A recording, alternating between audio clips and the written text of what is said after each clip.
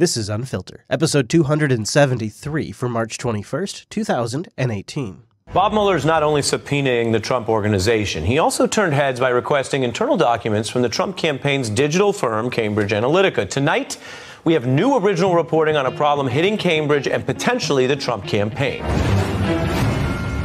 This breaking news is a new undercover sting video that actually exposes top leaders for Cambridge, people who advised the Trump campaign and who spoke to the House Russia probe, admitting to their approach to dirty tricks and getting lies and misinformation to go viral.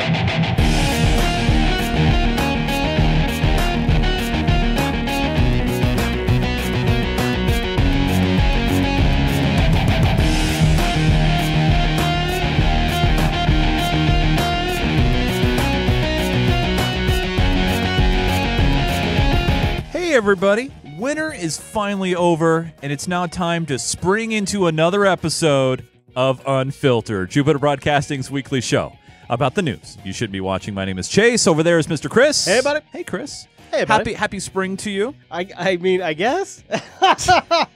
as it's 50 degrees and there's like a nor'easter happening on the East Coast. The behind-the-scenes reason that Chase even brings that up, I believe, is because this officially marks the moment in the Unfilter show where we end the show and there's still a bit of daylight for us to drive home. Yeah. Yes, right. Lots of bells there. Yeah, because usually in the winter when we end the show, it's dark. It is dark. You see Christmas lights out there still. Buddy, we got a great show coming up today. So apparently the entire world has suddenly just woken up and realized that Facebook has all kinds of data that Facebook partners can use to exploit you. Yep. We'll talk about how that can be used to weaponize the elections. Plus, of course, we've got our staples like cyber news, Russia poisons, and a high note. And then, as if that wasn't enough, Chase. It's never enough. Heck of an overtime coming up later on in the show. And I gotta say, I almost wanted to start the show with this, but I don't want to focus on this. I hate making the show about the show. So please stay tuned. If you generally skip over for some reason, like when we do Chase's Sack in the Patreon segment, we have 3 huge trains that are about to collide, that are approaching the Unfilter show. And we have to make some massive adjustments in the future of how we put out the show and the format of the show and all of these things. And so I'm going to cover those 3 trains that are approaching in the Patreon segment. So please stay tuned for that later. Trains are usually good and planes are bad, right? Trains good, planes bad. Yeah, that's right. So remind me, because if I get all worked up about Donald Trump or social media networks or something like that, I might forget. But hopefully we'll just go back to MySpace. You'll be okay. But we got to get to the cyber. ASL. Because every moment we waste, a hack is happening. We don't get discovered. They're hoping they don't get discovered. It's a military fight right now for cyber warfare. So cyber warfare is going on all the time, every day. As we speak, as we're talking right now, there's active hacks that are happening as we're going on right now talking. We're hacking into Russia. Russia's hacking into us. Iran's hacking into us. North Korea's hacking into us. We're hacking into them. It's a massive battle that's occurring right now. Boy, it kind of makes you feel unproductive, doesn't it? Good thing I'm thinking about just rage quitting all my social media. We're just sitting around here just doing nothing while hundreds of thousands of hacks are happening. It's not just here in the States. According to the ex-GCHQ boss, it's also happening over there as well. How many attempted cyber attacks from Russia does this country face every day? Oh, countless. They're coming hundreds, thousands? Hundreds of thousands? Yes, and it's of course hard to count and measure in cyberspace, but yes. And I think in the past you would have accepted that a lot of that was a Russian intelligence gathering, trying to get in, very often failing, but trying to get in. Again, this is the former boss of the GCHQ, which would be the NSA equivalent across the pond. To understand what they wanted to know. The danger is now that they can use those for the same access for destructive. And these are cyber attacks on public bodies, infrastructure, private sector companies? All the things. Yes, and all that. And of course, crime, much of which cyber crime, and most cyber attacks are criminal based, and they come from groups that are predominantly, but not only, based in Russia because... So this is happening all the time. I mean, even as we sit here, there is cyber attacks that are happening, and it could be happening to our power grid, which I feel like we've covered now for 272 episodes. Yeah. Vital U.S. infrastructure, including the power grid, under cyber threat by Russian government. Oh, Russian this time. Why are our vital infrastructure even plugged into anything? I mean, it should be a closed system, not accessible from any kind of external internet. How long have you been in the IT industry? Most of my adult life. Yeah. Yeah. I mean, it's been more than 10 years, right? Oh, totally. Yeah. I did it for 13 years before I became a full-time podcaster. And I still help people out all the time. Former clients, friends and family, significant others that have small businesses. And in all of this time, there has been one constant. If it's something you truly, truly care about, air gap it, right? Like, don't put it on the internet. Yeah. And there's so many utilities and tools now to segment things off so they don't route out to the internet. Even if you want to plug it into your LAN, don't set a default route. Yeah. Don't set a default route. Yeah. give it a NAT address and don't set a default route. You can even, like install DDWRT or something like that. Sure. And then like have a VPN running on that, you know, that you connect into. I mean, there are things you could do, and right? Now you remember last week in 272, we played a clip where the problem with our power grid was that it was a bunch of different private companies who all have different networks. Now this week, the problem is that our power grid is so easy to hack because once you get into one company, you get into all of them. Yeah, you get in everything. It's the exact opposite problem this week. Probably Texas is going to be the safest place to be just because of the fact that, we have three. We have the West Coast, East Coast, and Texas. They have their own power grid. So that's the place to go. U.S. infrastructure, including the power grid, under cyber threat by Russian government hackers, potentially giving the Kremlin the ability to turn off the lights. The Department of Homeland Security and the FBI detailing a 2-year multi-stage effort by Moscow targeting the U.S. energy grid. It really is sad that the Department of Homeland Security and the FBI, when you hear those names, you're like, oh, that's probably fake. And by the way, on the production angle, I want to know the editor who does it. All right, I'm going to put this sound effect in, and put this sound effect in, and put this sound effect in. I am so happy we don't do that. 2-year multi-stage effort by Moscow targeting the U.S. energy grid. The hackers first gained access to small energy-related companies, planting malware that allowed them to move into larger networks. So that beep, beep, beep, beep, beep, beep, beep, beep, that noise? Yeah. Do you know, now I'm not 100% sure, but I am like 98% sure. 98, that's a pretty high number. Do you know the first Hollywood production to have that printout make that noise? Johnny Mnemonic? I'm just That's a really good guess. And again, I'm not 100% sure, but I am really close. Maybe I'll say 95% sure. The Hunt for Red October. Oh, God, yes. So the Hunt for Red October. The cutscenes. Yes. Yes. Mm-hmm. Yes. That is where that sound effect comes from. Energy-related companies planting malware that allowed them to move into larger networks. Once inside the energy suppliers, the Russians collected information on the facility's control systems, attempting to acquire the ability to turn those systems off. They're identifying targets, they're positioning malware so they could pull the trigger when they wanted to. So this report, this entire CNN report, is based off of a new CERT advisory that back in last summer, hackers that are believed to be attached to the Russian government got access to the business network of a power plant in Kansas.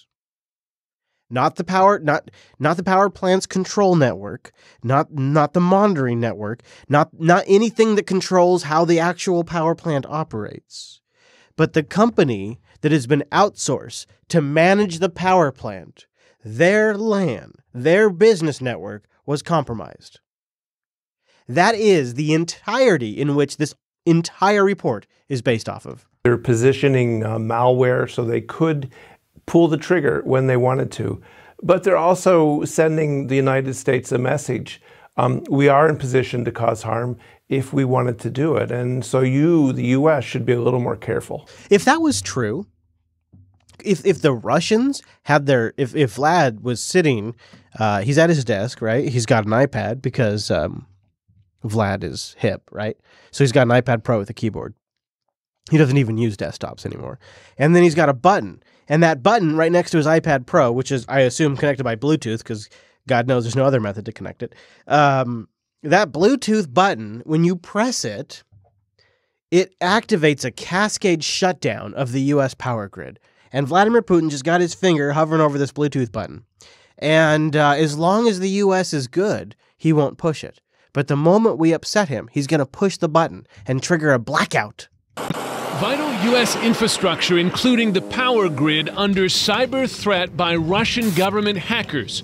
So the whole idea is they have us hostage. They have our power grid hostage. So sending the United States a message, we are in position to cause harm if we wanted to do it. And so the U.S., should be a little more careful. If that was true, we would be losing our collective crap. We would be making threats. Donald Trump would be tweeting. Sarah Sanders would be having official press conferences. We would be taking immediate action. The Russians targeted other crucial sectors as well, including nuclear power, water, aviation, and manufacturing. I mean, really? Are we talking port scans here, or are we talking real, actual invasions? Experts see the intrusion as a possible precursor to an unprecedented Russian cyber attack that could, in the event of war, devastate the U.S. So if this was true, if they were now into all of our systems, the water system, the aviation system, the power system, and Vlad, next to his 4D chest, his iPad Pro, his smart keyboard, and his Bluetooth-connected button, is sitting there contemplating every moment whether to push it or not, well, something tells me we'd be acting a little bit differently right now. This is our livelihood that's at stake. You know, our heating, our cooling, our electricity, our economy is at stake. So this is Eric, and Eric is famous for something that you probably don't know unless you've watched this whole Russia investigation super close. What Eric is really well known for is that when Adam Schiff farts, Eric's there spreading his butt cheeks, huffing in the fart as deeply as possible. That's what Eric is known for. He is Adam Schiff's little boy. And again, the Russians, they're taking advantage of a very, very weak America that has not been willing to see its commander-in-chief stand up to the Russians. We need a strategy against Russia, not like war. One-off sanctions. Ukrainian officials say Russia did the same to Ukraine in 2015. So I want to go back. So let's go back before we go to the sanctions. Can you really say that Trump hasn't been super hostile towards Russia? He has done like 3 or 4 different layers now of sanctions since he's come into office. Well, really? Well, yeah, but sanctions are an act of war. Well, first off, there were sanctions that were overwhelmingly passed by both houses of Congress. Yeah, and but come on. No, but he sat on them. He did not implement what was passed. So you can't say that he's implemented them when he sits on them and doesn't implement them. But seriously, Chase, that's 4 sanctions ago. That was 4 sanctions ago. We are now on. There has been since that little thing. There has now been layers upon layers. So remember the 13 Russians that were indicted? Yeah. We just laid down more sanctions on them. But you also said though those aren't enforceable because they're Russian. What I said was that we can't really bring them into court and do anything because they're not U.S. citizens, they're Russians. I also think the sanctions are a bit impotent too, so you're right to that extent. It's like, okay, we can make a big scene about making sanctions, all right. But since that little, am I going to do sanctions, am I not going to do sanctions, it has been sanction after sanctions after sanctions. I think, now this is off the top of my head, so I could be misremembering, but I believe this will be the 4th round of sanctions. It's either the 3rd or the 4th round of sanctions since Trump has been in office. Obama had 2 rounds of sanctions total, and those were after Crimea. And so in a way, if you just look at the numbers, economic warfare, he's ahead. He's got the best numbers. People tell me. He's got the best polling, best numbers. He's got the best numbers, Chase. Willing to see its commander-in-chief stand up to the Russians. We need a strategy against Russia, not one-off sanctions. I'm not. I mean, we can talk about this more, and this is a bit of a distraction. So I'm just going to say this, and then we can move on. But I'm not comfortable with the Democratic Party attacking Trump from the right, which is the saying. But what that means is, you make if Trump isn't warmongering enough, you go even harder on warmongering. He's not warmongering enough. So the Democrats, which used to be a party of progressives, really what he's saying there is you're not being hard enough with Russia. You need to be more aggressive with Russia. Well, that's how you get a war. That's how you. I mean, seriously, that's how you get a war. And that's why Russia's now talking about their new nukes that are unstoppable. Like, this isn't an accident. This is the result of rhetoric that is being ratcheted up over and over again. And the Democrats, when I was a kid at least, were more of the Communist Party than anything else. And is it rhetoric, or is there any truth involved, though, too? I mean, yeah, I think this is one of the situations where I don't know if we really want war, because of the fact that we keep going back to this sanction angle. If Russia was 100% guilty, like Trump got elected because of direct involvement by Vlad, even if that's true, I would still like the Democratic Party to be the party that's saying, let's not fight with another power that has nukes. Let's not do that. Right. Let's just talk. Yeah. That's even if it was 100% true. Advantage of a very, very weak America that has not been willing to see its commander-in-chief stand up to the Russians. We need a strategy against. So that sounds like the talk of a Republican. This is a weak America that isn't standing up. We need a strong commander-in-chief. This guy is a Democrat, and that sounds like a Republican. That sounds like a hardline Republican, like the kind that just quit Fox News. And again, the Russians, they're taking advantage of a very, very weak America that has not been willing to see its commander-in-chief stand up to the Russians. I wouldn't call it weak. I would call it, it's in light of all the recent developments of, congratulatory phone calls and things like that. It makes me wonder, it's not necessarily a weakness, I think. I think it's more along the lines of, well, picking the battles, right? Picking the right battles. And if there's not a lot of substantial evidence involved here, really hardcore stuff, maybe that's why we're not like being so short to it and pulling the punches right away. You know what I mean? Yeah, and going a little bit slower is not necessarily a bad thing. Calculated. I come down so these sanctions are, and maybe it's not true anymore. Maybe these definitions change, but there was a period in time when sanctions were the first step to going to war. And this week, the U.S., specifically the Trump administration, has announced new sanctions on Russia. The United States announced sanctions on Thursday against 19 Russian individuals and 5 groups over malicious cyber activity, including meddling in the 2016 U.S. election. The sanctions coming months after Congress overwhelmingly passed legislation ordering sanctions. About Russia. Lawmakers, particularly Democrats, have accused the Trump administration of dragging its feet and doing little to combat Russian cyber aggression. Now, so the dragging the feet thing, let's stop there. The only investigation that has finished is Nunes and Gowdy's investigation, which was about the campaign and collaboration. And they say there was none. So that's one investigation, but you still have the FBI, the Justice Department, and Senate, Bob. Well, yeah, Senate has theirs too. Yeah. And none of them are done yet. Nope. So there has been, I think, 3 layers now of sanctions before any investigation has finished. I'm not saying that's wrong. I'm just saying that seems like that's a pretty good pace. And yet the criticism is the administration isn't moving fast enough. But not a single fucking investigation is finished. Like, look at that poisoning across the pond. Same thing. Like they had a 24-hour demand for Russia to respond when there is a clear like international signed agreement on how these things work. There's like these new goalposts that are being set. And then they're getting moved. So before any investigation, before any hard evidence is finished, there's been multiple layers of sanctions, and yet it's not fast enough. It seems like it's in the world. I'm sorry. One more thing. Yeah. Sorry to cut you off. Yeah. But no just worries. in the realm of world politics and international relationships, 6 to 12 months isn't a long time. See, so and this is where I guess there's some confusion. Sometimes I even get confused.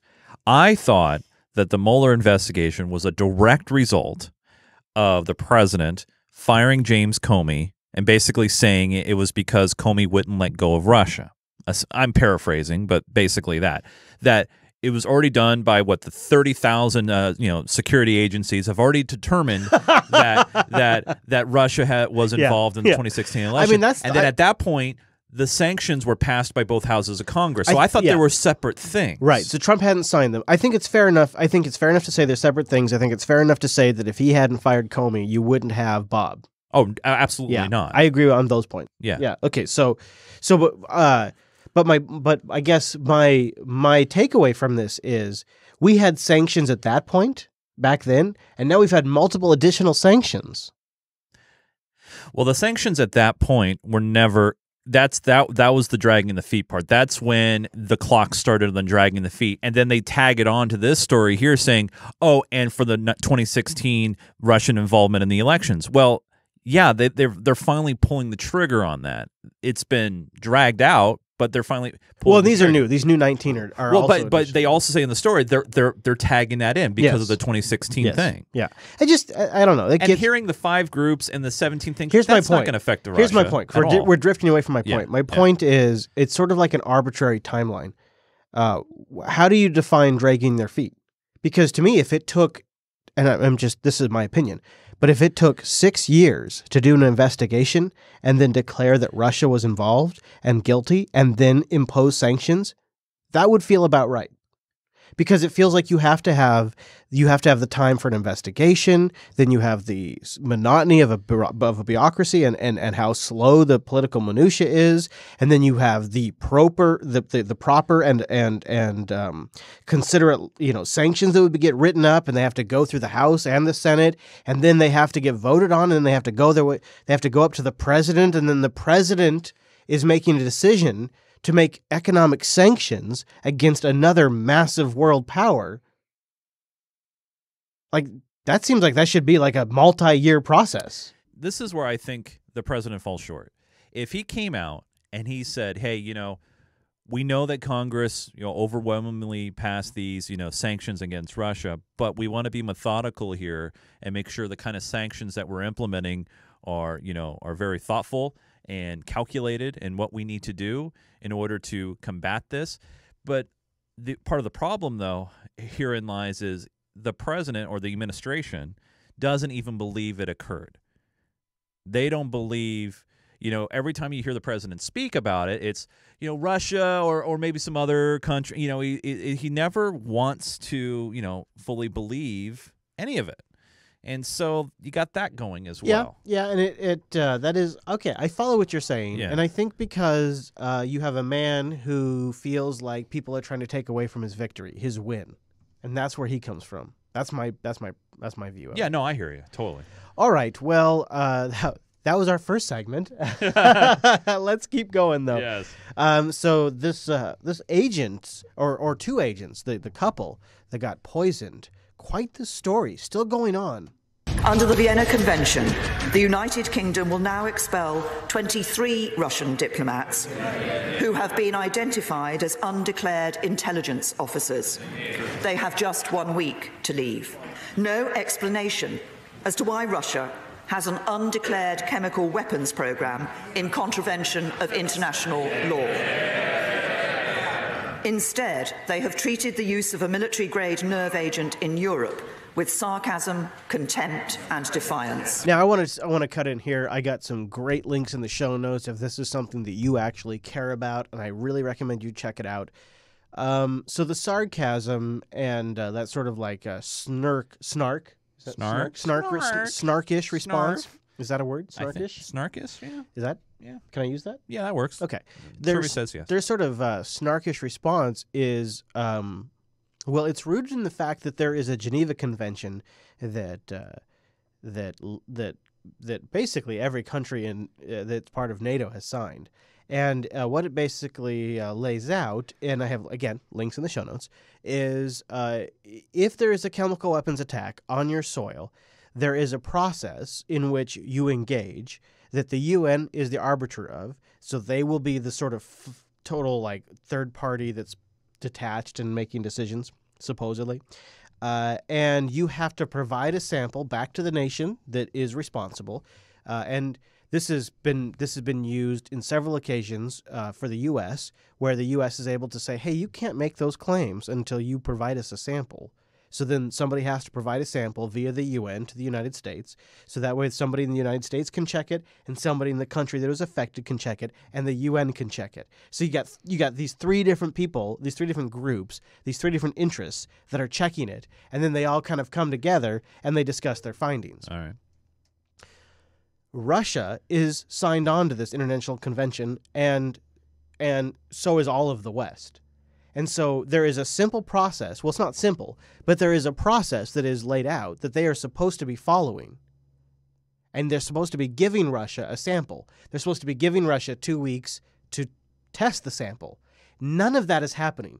They were given a 24-hour window to respond to accusations. And then she went and did this talk. So keep that in mind. Under the Vienna Convention, the United Kingdom will now expel 23 Russian diplomats. Because Russia didn't meet their 24-hour deadline, which is not...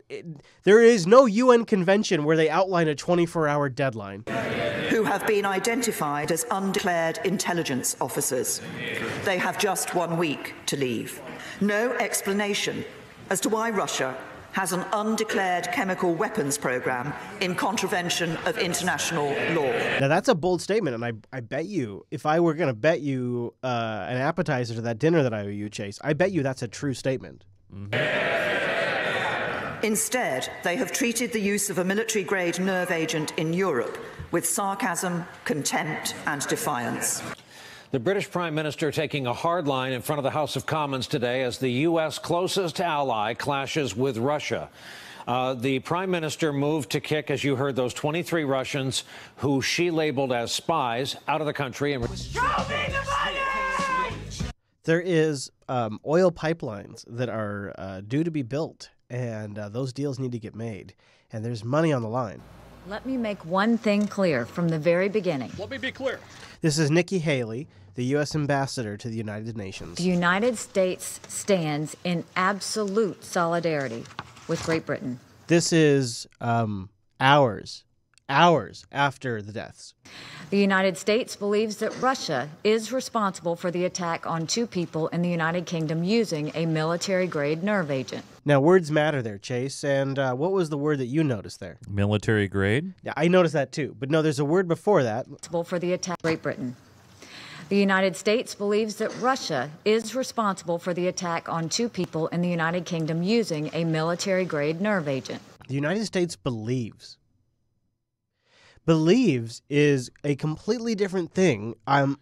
You can believe in a lot of things. You can believe in a spaghetti monster in the sky. Santa Claus. There are Tooth Fairy. My kids actually currently believe in the Tooth Fairy. They think the Tooth Fairy is a real thing that brings them money for their teeth. It is the real thing. What are you talking about? Yeah, of course. Believes is not evidence. It is not proof. Believes is not a hard line. We are the United Mother effing States of America. We are a nation of laws. Like when we speak, we should be speaking with authority, and we should be speaking with facts. For the attack on 2 people in the United Kingdom using a military-grade nerve agent. Dozens of civilians and first responders were also exposed. So this nerve agent that has been linked to Russia, so supposedly Russia developed this thing in 1970. The problem is that it was developed in 1970. It is widely known. I got some links to that in the show notes too. But it doesn't really matter. You got to ask yourself, if the World Cup is coming to your area, if you're about to go up for election, and if the oil pipeline that will make a huge economic impact on your nation's bottom line that is being sold to the EU nations is on the line, and on top of all of that, this whole meddling problem in the U.S. is on your back, is that the time you publicly kill somebody in a really sort of flamboyant way? I don't think so. I mean, just the logic of that doesn't hold up. And the fact that they're not going through the UN conventions, that's suspicious. The fact that we went from 0 to 100 in 24 hours, suspicious. It is, and I even mentioned this last week. I mean, I talked about what if they did it to themselves? What if it was an inside job? And the only reason why I say those things is because we don't have any hard stuff to go off of. Well, if you're gonna have this guy, so background on the guy that died, this Skip Rapal, or however you say his name, he died for supposedly being an MI6 double agent that spied on the Putin government, and that's why they killed him. That was the motivation. That doesn't even really hold water, though, because he was tried for that in Russia, and he served 13 years in prison for being By the way, you get 2 life sentences for the same exact crime in the United States. So the fact that this guy served 13 years in Russia for a crime that you served 2 double life sentences in the United States, that's an interesting observation right there in itself. So this guy serves 13 years in a government prison for being a double agent for the MI6. If they wanted to kill the son of a gun, they could have killed him while he was in prison for 13 years in one of their own prisons. Mm-hmm. So why kill him now when you're trying to get reelected? You got the World Cup. It doesn't make any sense. The first thing that comes to mind is that if it was a military-grade poison, then people would, of course, have died on the spot. You can say what you want about Trump, but there's no president like Putin. Putin's basically says, look, if we were going to kill him with our own stuff, he'd be dead immediately. Hey, at least Putin's not afraid to have a press conference. Our stuff, they don't just suffer. We kill them immediately. That's what he's saying. I know, yeah. That is what this guy, listen carefully. He's saying when we kill instantly. The first thing that comes to mind is that if it was a military-grade poison, then people would, of course, have died on the spot. Well, to be fair, let me be clear. Okay. Yeah, okay. If it was a 1970s grade, serum or whatever, it's not going to be as potent as today's stuff. Fair enough. And is that if it was a military-grade poison, then people would, of course, have died on the spot. Russia has no such substances. We destroyed all our chemical weapons as monitored by international inspectors. I think anyone with common sense understands that it is nonsense for Russia to do such things before the presidential election and the Football World Cup. Yeah, the World Cup is actually more so than the election. Yeah, I was going to... Oh, come on. Come on, Putin. Really? Yeah. Of course, Russian response has been it's sort of been limp with all the sanctions, but we have had a couple of diplomats get expelled. Russia strikes back today, ordering 23 British diplomats out of the country. The move, retaliation, after the UK's decision this week to expel 23 Russian diplomats. The feud comes following the poisoning in Britain of a former Russian spy and his daughter, both in critical condition. There is no alternative conclusion other than that the Russian state was culpable. That reminds me of a line by George W. Bush when he was talking about how Saddam had weapons of mass destruction. I remember, yeah. It's just like, it's the same shit. It's the same script. They just like, it's like Mad Libs. And you change the words around and you're fine. There's no alternative conclusion other than that the Russian state was culpable. Police here now are asking for the public's help to figure out what former Russian spy Sergei Skripal and his daughter Yulia were doing during a missing 4-hour period. But he was also an MI6 double agent, so you could also say former MI6 spy. She just, I guess, forgot to mention that. On the day they were discovered poisoned. So there's a 3-hour gap. How important is it to establish a timeline? That will give the authorities here a clue as to how it was administered. On March 3rd, Yulia Skripal left Russia, landing in London. Over the next 24 hours, she and her father visited several locations in his small town until they were found unconscious on a park bench. I think maybe part of the reason why we struggle to understand this is, unless I'm wrong, my understanding is there's the government and the mob are closer together than what we are familiar with in the West, and there could be just simple hits out there. Yep. Hey, go kill these guys and you'll get paid X amount of whatever, rubles or Bitcoin. I don't know what they pay in. And it's got nothing to do with the Putin government, but maybe it's set because people that are in the government are also in the mob, and they'd really like to see the son of a bitch die. These agents will affect individuals either through being breathed in or being swallowed or coming into contact with the skin. So understanding where the couple were exposed is actually crucial. Crucial clues in a high-stakes investigation. Tammy Leitner, NBC News, London. It's a high-stakes investigation, Chase. It's a high stakes. That we already know instantly who did it, and we don't have the information yet. Yeah. Well, maybe they know who did it because they were plugged into Putin's Facebook page. I understood early that Facebook was how Donald Trump was going to win. Twitter is how he talked to the people. Facebook was going to be how he won. I think Donald Trump won, but I think Facebook was the method. It was the highway in which his car drove on. This week, we learned a little bit more about how your top source for baby pics and engagement photos turned into a political battleground. Facebook has banned Cambridge Analytica, a firm that ran the Trump campaign's data operations, after reports emerged that the firm accessed the private information of more than 50 million users without permission.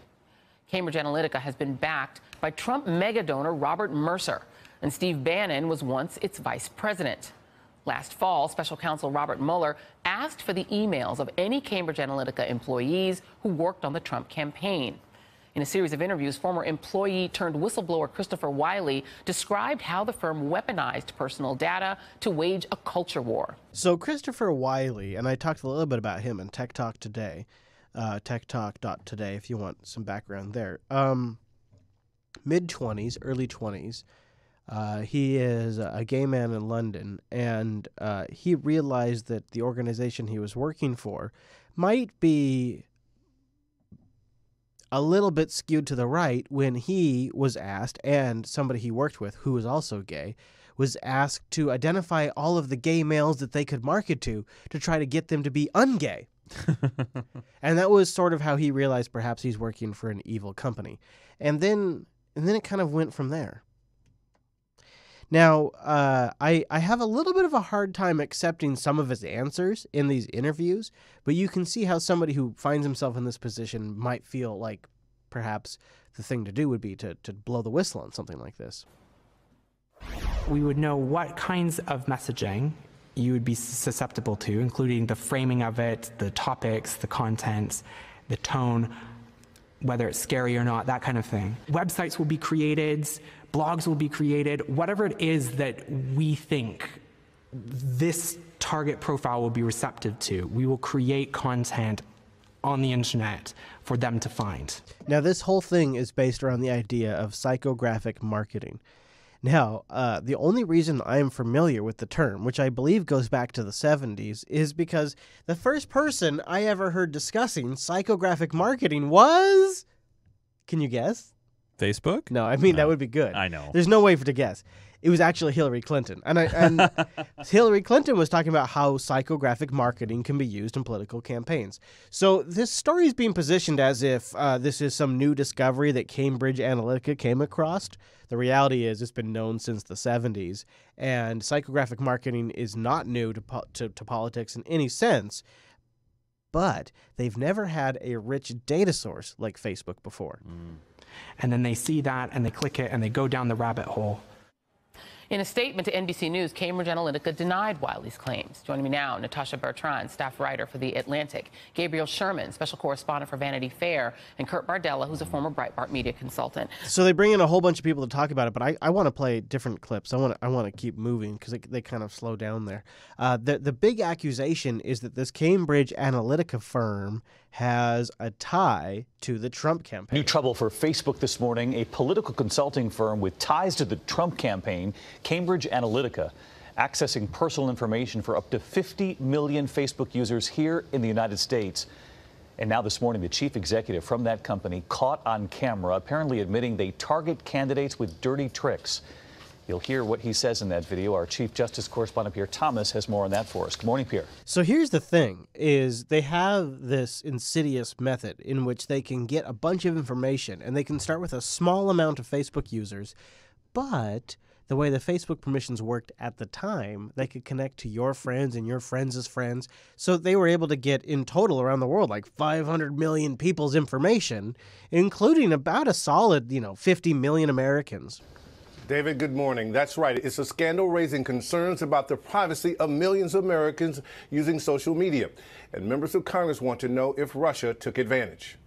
This morning, a growing scandal surrounding how the personal information of up to 50 million Facebook users has been secretly obtained and shared without their consent. Oh! Today in the United States, we have somewhere close to 4,000 or 5,000 data points on every individual. That is the CEO of Cambridge Analytica. In the United States, we have somewhere close to 4,000 or 5,000 data points on every individual. 4,000 or 5,000 data points on every individual. And that's a great thing. He's so happy and proud of it. He's telling that to Sky News back in October of 2016. In the United States, we have somewhere close to 4,000 or 5,000 data points on every individual. Alexander Nix, one of the founders of Cambridge Analytica, a political data company with ties to the Trump campaign, touting his research in helping President Trump win in the 2016 election. We were able to use data to identify that there was very large quantities of persuadable voters there that could be influenced to vote for the Trump campaign.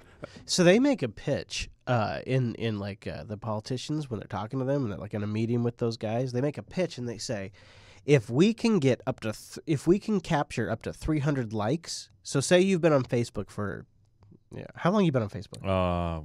9 years, maybe 10 years now. There's probably a good chance that you've liked over 300 things, right? Oh, totally. Yeah, for sure. Well, they claim that within about 100 likes, they know you better than your family knows you. And that they claim, Cambridge Analytica claims that within 300 likes, after they have input 300 likes, they know you better than your spouse will ever know you. Wow. A company allegedly engaged in information warfare with financing secured by Trump's senior campaign advisor, Steve Bannon. Now, new video of Nix caught in a sting conducted by Britain's Channel 4. They will offer a large amount of money to the candidate. They will offer a large amount of money to a candidate. Allegedly telling undercover reporters about what he appears to say is the company's practice of using bribes and sex with attractive women to discredit their clients' rival candidates. Send some girls around to the candidate's house. Yes. Bring some Ukrainians in. Okay. So he says there, we send some girls into a candidate's house and then we videotape the entire thing and we have instant incriminating evidence of corruption. I'm just giving you examples of what can happen, what can be done and what has been done. After the Channel 4 story broke, Nix released a statement saying he was just playing along. Yeah, I was just saying some shit. But that he had no intentions of breaking any law. No, even though in those clips I say that I've done those things myself and that I'm a master of many disguises. This after Facebook last weekend banned Cambridge Analytica from using any of its material following reports that the company improperly received data. Christopher Wally was an early employee of Cambridge Analytica. That's the whistleblower. He left in 2014, but told ABC News that the company planned to amass mountains of information on Americans. Now, that's key. Remember, he did leave in 2014. I don't know if you remember when the election happened, but that wasn't 2014. We would ask people to fill out psychological surveys. That app would then harvest their data from Facebook, and then that app would crawl through their friend network and pull all of the data from their friends also. Cambridge Analytica acknowledges the information was improperly provided to them by a third party, but says it was never used and deleted as soon as they learned it was a problem. That is false. Yeah. They went through a professor's access to use them supposedly for academic research. What's your reaction to this? So my initial reaction was, remember when we talked about the whole ad thing and how it was a very small number of ads and how could it had any effect on the election? I think we talked about that weeks ago. Remember, how. Well, specifically like the Russian, what was, I can't remember. Groups. The troll farm that bought the Facebook ads. The nondescript building and all that fun stuff. This is significant in my opinion. This is different too, though, I think. Yeah, totally different. First 50 million accounts. On top of that, on a whole side tangent, people need to stop freaking signing up for all their damn apps through Facebook and know what kind of information they're giving away. Because when you do that, one of the things is like, hey, can I have your whole friends list? And, then they get more information and more demographic information. So, but I do think this is significant. And before anybody starts yelling through the podcast right now, but what about this or what about that? I really feel that this is much different. Much different. This is about playing to people's emotional buttons. And the reason why I know that works is because I watch douchebags on the internet make YouTube videos and blog posts about things that get people just to click. Oh, yes. Yeah. Yes. And this is and they're using Facebook to figure out what people's buttons are. Yeah. And that does work. And they got Channel 4 in this case, got some really... Channel 4 UK. Got some really great sort of Project Veritas style video of these guys talking about this. I want to play a little bit of it. Well, let me. It's probably going to get us flagged because there's some music. It's a glimpse into how they really operate. Prepared, it seems, to ruin their clients' opponents through handouts and honey traps. By the way, Channel 4 News has been working this since August. I know, and Mike, balls. That's like balls right here. Yeah, with the videos, sometimes multiple cameras. Yes. So I want to get a little bit of their audio in here. Send some girls around to the candidate's house.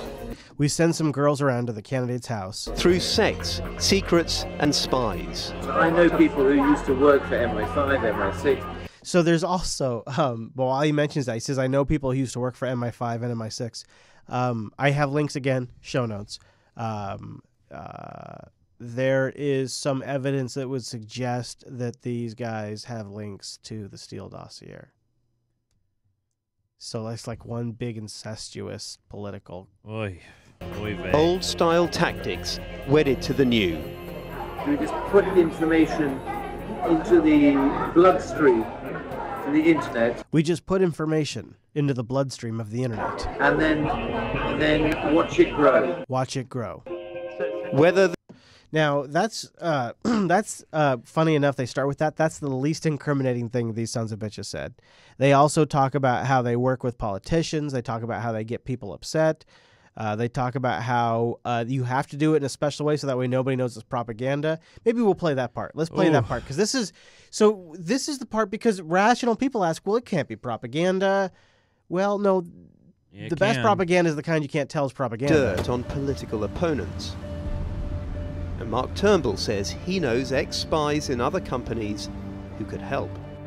There are various intelligence gathering organizations that operate very discreetly to find information like that. So I know people who used to work for MI5, MI6. They now work for these private organizations. Okay. They will find all the skeletons in his closet quietly, discreetly, give you a report. Which is what the Steele dossier exactly is. And then, once the dirt has been dug, out it, discreetly, he goes on to say, at the right moment. Whatever the political message, subtlety is key. It has to happen without anyone thinking that's propaganda. Has to happen without anyone thinking that's propaganda. And then he smiles. Did you see that? Watch his smile. Without anyone thinking that's propaganda.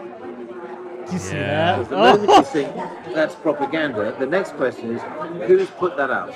Yes.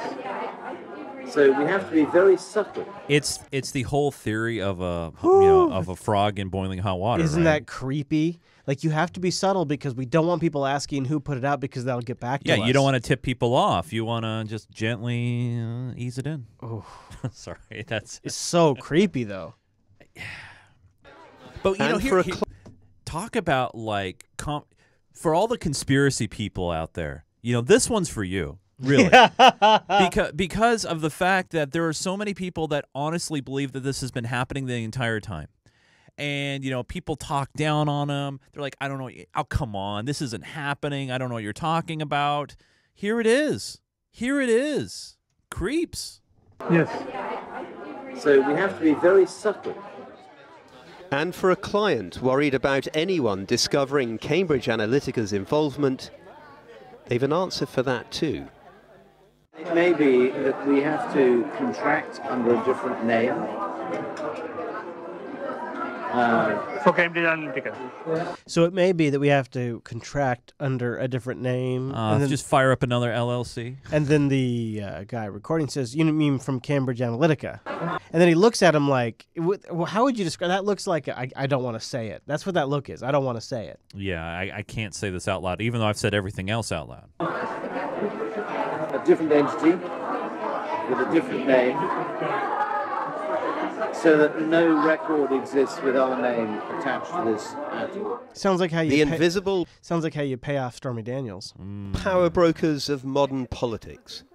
But in their craft, they insist, lies a code of conduct. So we're not in the business of fake news. We're not in the business of lying.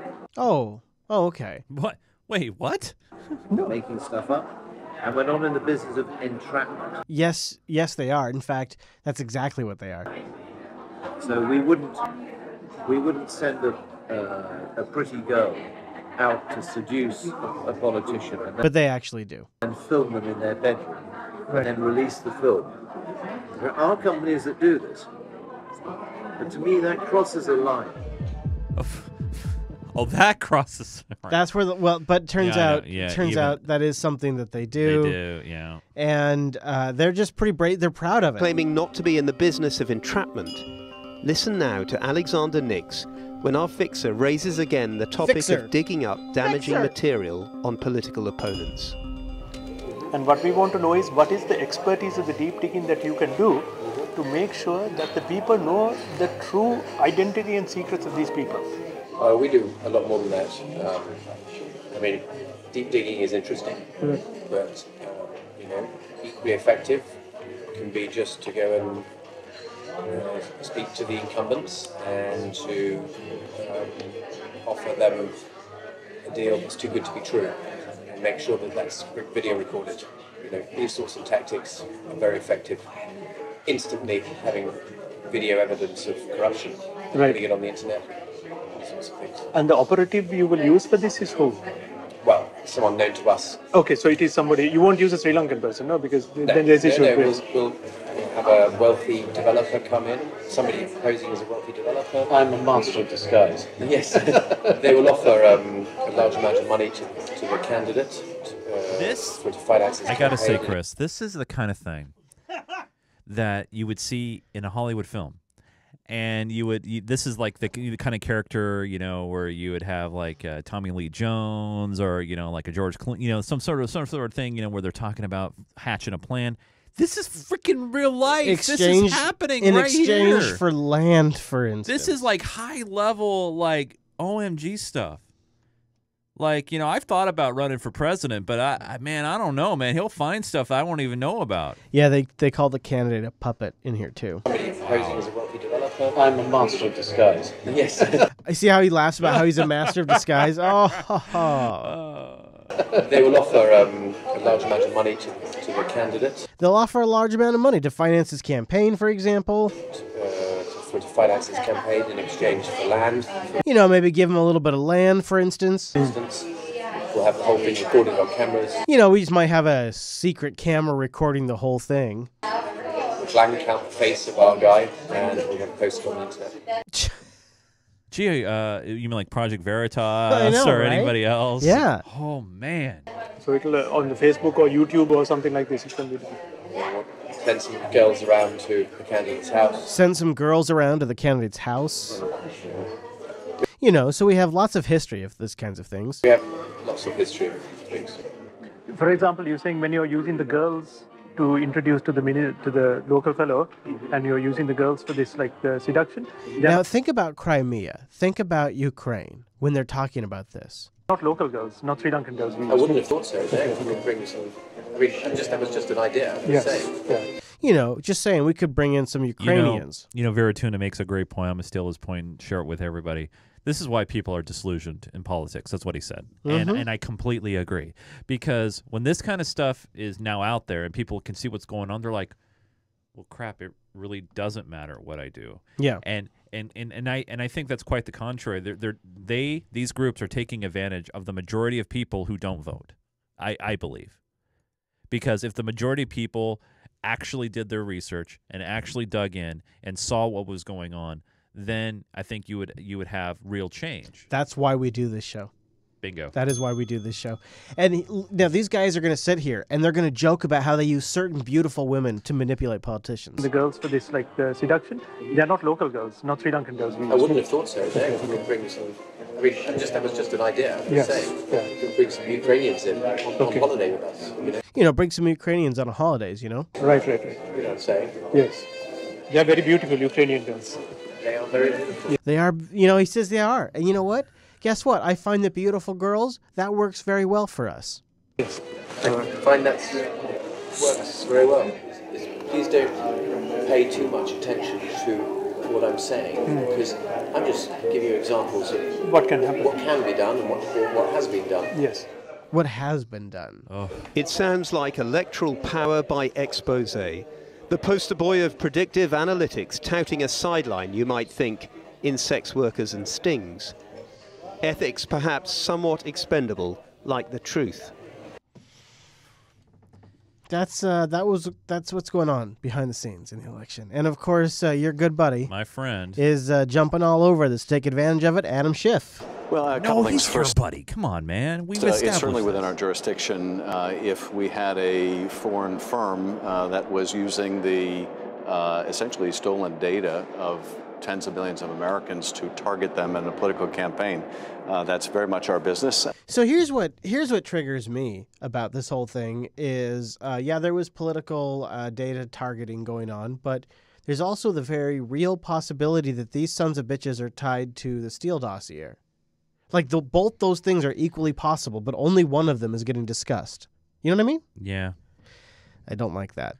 That when that happens, it always gets me. It always gets me. Gets my dander up. Well, that's why the buck needs to stop.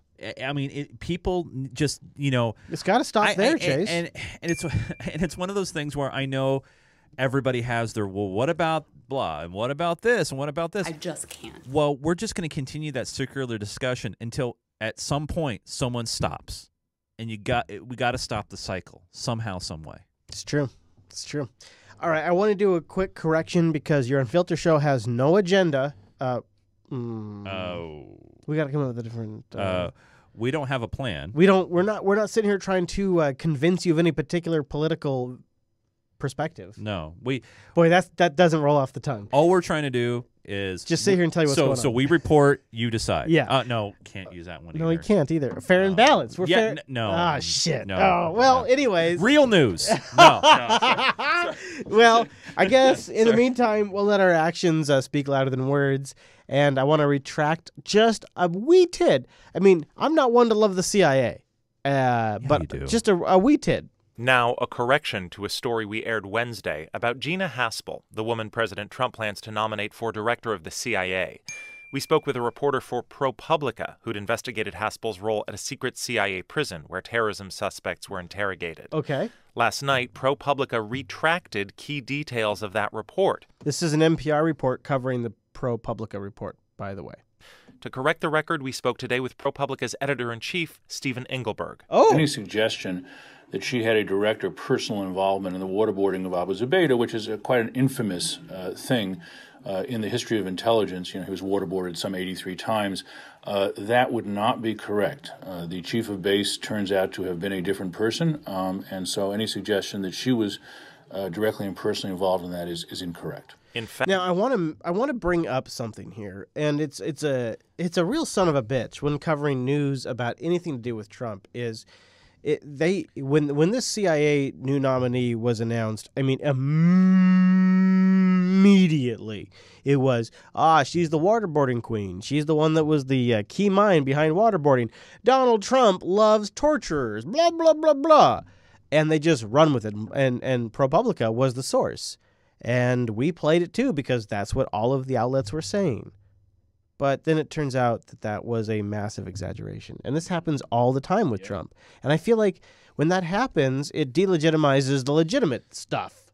Do you know what I'm saying? Like it's a cry wolf syndrome. Well, and unfortunately, it's because of the history. I mean, are you saying it's his fault? Are you victim shaming I right would now? partially do it. Partially because, I mean, come on. I mean, It is victim shaming. I know, but you know what? After a long period of time, what's been like 3 years now, because including the run up to the election. Okay, all right. I mean, come on. Yeah, After a while, it's just like, oh God. Okay, you're right a little bit, yeah. Like you knew that the firing of the deputy FBI director was going to go over like a fart in church. The story that broke overnight: the man who was until recently the #2 at the FBI fired Andrew McCabe, the man who served under former FBI Director James Comey, who was also fired. He is now out just days before his pension was going to kick in. And President birthday. That's a nice move right there, huh? That's slick. Fired. He is now out just days before his pension was going to kick in. Now okay. Here is my personal thing about this is all of these guys are swamp sons of bitches until Trump fires them. And then the moment Trump fires them, apparently they're the most outstanding government citizen that's ever existed. Like, the whole federal government could use some firing, and this McCabe son of a bitch is one of them. The FBI has become a corrupt organization. We have covered that extensively on this show, and this guy is one of them. And whether you're a Hillary fan, well, then you can blame him for reopening the investigation right before the election. That's on him. And if you're a Trump fan, you can blame this son of a bitch for letting that couple that are texting about destroying Trump the entire time on him. So, like, we all, depending on, doesn't matter. Right, left, we all hate this guy. Many groups hate this guy. Until Trump fires him. Who was also fired. He is now out just days before his pension was going to kick in. And President Trump gloating on Twitter overnight about the ousting of a man he has repeatedly and viciously criticized. McCabe himself releasing his own angry and defiant statement. All this is going down as reports are swirling about more possible firings in the offing within the White House itself. And ABC's Tara Palmieri is covering it all from Washington. Tara, good morning to you. Good morning, Dan and Paula. That's right. More turmoil inside the White House. According to White House sources, most of it is fueled by the president himself as he polls staffers and friends about potential replacements. But this latest firing is riling up a key witness in the Russia investigation. In the Russent? What did she say? This latest well, this is firing Good Morning America Saturday, so, riling up a key witness in the Russia investigation. Russet? You gotta watch out for that Russet. The Russet potato investigation. That's the next story. But really what people have talked, I guess I shouldn't say. I was going to say is what really is the only thing that matters is the thing that people are talking about is Trump's attorney trying to just call for an end to the investigation. Well, this was from Bob. This was the whole setup. I shouldn't say the only thing, but one of the things people are talking about this week is that Trump's attorney, his private attorney, is calling for the end of Bob's investigation. Good evening. Thanks for joining us on this Saturday. I'm Tom Yamas, and we begin tonight with major developments out of the White House. The president's top attorney today calling for special counsel Robert Mueller's investigation to be shut down. This just hours after Deputy Director Andrew McCabe was fired, just 2 days from retiring. The president taking to Twitter where he has taunted McCabe in recent months. Mr. Trump's allies saying McCabe tried to undermine the president. McCabe, I think, is a genuine son of a bitch. And the problem that I have with Washington, D.C. in general is, so Trump, I imagine, this is me just projecting, I imagine like pressured somebody to get him fired just 2 days before everything kicks in, right? Right, yeah, totally. So some congressman steps up and hires McCabe for 2 days. So that way he can get all his government benefits. So the dude's getting all his bennies. Wait, really? Yeah. I haven't seen that anywhere. It's true. You can look it up. He gets all his bennies because some congressman's going to hire him for 2 damn days. And so there's basically zero ramifications for this guy being a corrupt son of a bitch that's been screwing with the Hillary investigation and the Trump investigations. Wow. McCabe in recent months, Mr. Trump's allies saying McCabe tried to undermine the president. And details now emerging that similar to his old boss, James Comey, McCabe kept detailed memos of all of his interactions with the president. A source telling ABC News those documents are now in the hands of the special counsel. ABC's Tara Palmieri at the White House tonight, starting us off. So I'm looking it up right now while we were talking about it. Yeah, a Democrat from Wisconsin offered him a job. Does that work? I don't know if it does or not. Well, yeah, I mean, some of the things I'm reading is it's not a slam dunk. Yeah, I don't know. I mean, it's interesting. It'd be nice. It'd be a nice workaround. Yeah. But I thought, though, here's the thing. I thought, though, it had to happen by 50. And that was why Sunday was so significant, because he turned 50 on Sunday. Oh, really? Yeah, Oh. that's the reason why his Jeez. retirement date was Sunday. God. Wow. Tonight. Oh, you didn't know that? No, I mean, oh, yeah. Jeez, talk about just. That's why, you know, you may hate the guy. You know, No, I don't hate him. Or you may, you know, you think he's a son of a bitch. I or think they're whatever. all sons of bitches. Well, yeah. fair enough. Yeah, I'll give dinging there. But 2 days before the guy's birthday, oh, this is a great thing. You are fired. Wait for democracy. I'm working on it. You're getting there. You're getting closer. I'm getting there. Yeah, I'm getting there. I like it. Yeah. ABC's Tara Palmieri at the White House tonight, starting us off. Tonight, an aggressive switch in strategy from President Trump's legal team. Lead attorney John Dowd calling for an end to the Russia investigation, pressing Deputy Attorney General Rod Rosenstein to tell Special Counsel Robert Mueller, case closed. Case closed. Dowd's motivation? He says Rosenstein should follow the, quote, brilliant and courageous example of Attorney General Jeff Sessions, who hours earlier fired Deputy FBI Director Andrew McCabe. He's one of the first top-level officials at the FBI to start looking into the allegations that the Trump campaign coordinated with the Russians during the election. There's been no collusion between us and the Russians. There was absolutely no collusion. There is absolutely no collusion. Overnight and into this afternoon, Trump blasting McCabe on Twitter, calling his firing a great day for the FBI. Even questioning the integrity of his own Justice Department, tweeting, there was tremendous leaking, lying, and corruption at the highest levels of the FBI, Justice, and State. Well, it came out today that McCabe was also looking into Jeff Sessions. That's right. He was. So I bet that didn't make things too easy. And then, of course, Trump's attorney could be calling for an end to the investigation because old Bob has been subpoenaing Trump documents. We turn now to the major headline involving President Trump tonight. ABC News now confirming that Special Counsel Robert Mueller has issued subpoenas to the Trump family business for documents related to Russia. Uh-oh. That's the line that you shouldn't cross. Well, in a way, I don't totally disagree. He's supposed to be, yes, if it is ties that make him dependent on Russia and they have an influence over him. So it's a tight line to walk. I agree. Right. Yeah. So you got to look. I guess you got to look, right? You have look. to. You got to look. Yeah. I mean, the big accusation here is, he's looking to try to find well, that's his job, right? To try to find bad stuff. Yeah, it is. It's just so you don't find nothing here, so you keep looking here. You don't find anything here, so you keep looking here. It's like how they got Al Capone on tax fraud eventually instead of getting him for being a gangster. So maybe you can help answer this for me. If he is truly, there's no problems, and like he says, no collusion, no issues, no improprieties, then why shut it down? Just let it go its course. It'll finish off. No big deal. That's the thing. That's the thing. Like, at the end of the day, you've already got one investigation that's wrapped up and said no collusion. Because here's the brilliant part. This is where if you are on the Trump campaign, you're already ready for 2020, right? 2020. You're getting ready. This thing is happening right now, this investigation. If you're truly innocent, guess what? You're going to be advertising on the freaking bus, on 2020, TV, right? Yeah. everywhere. Unless you're worried about the 2018 elections, right? Right. Well, I think it's too late. Yeah. I know. If you squash it now, they're already predicting a bloodbath, and I know they all did the predictions for Hillary and all that. But I'm just saying, I think you would just seal it. If you knock this investigation out right now and said, we're just going to end it. If Bob could wrap this thing up without him getting in the way, and Bob comes out of this saying no collusion, that's political capital for Trump. Right. So then then everybody will ask, well, why is he trying to kill it? Why is he trying to kill it? And that's the part that kind of nags in the back of my head. I'm like, well, if he's innocent, there's no issue here.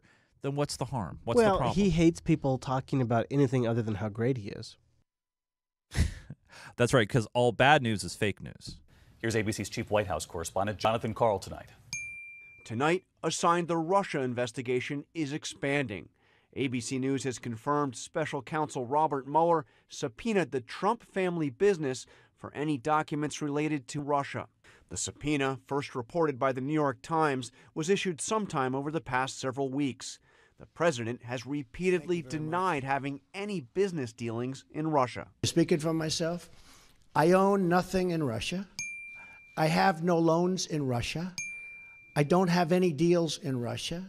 A source familiar with the investigation tells ABC News the new subpoena is an indication the special counsel investigation has obtained information raising more questions about the financial dealings of the Trump organization. In an interview with the New York Times last summer, President Trump said the special counsel would be crossing a red line if it expanded into areas related to Trump business dealings.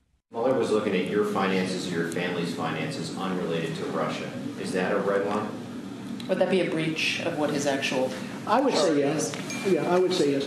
It's now been reported that the special counsel has subpoenaed the Trump organization for its dealings with Russia.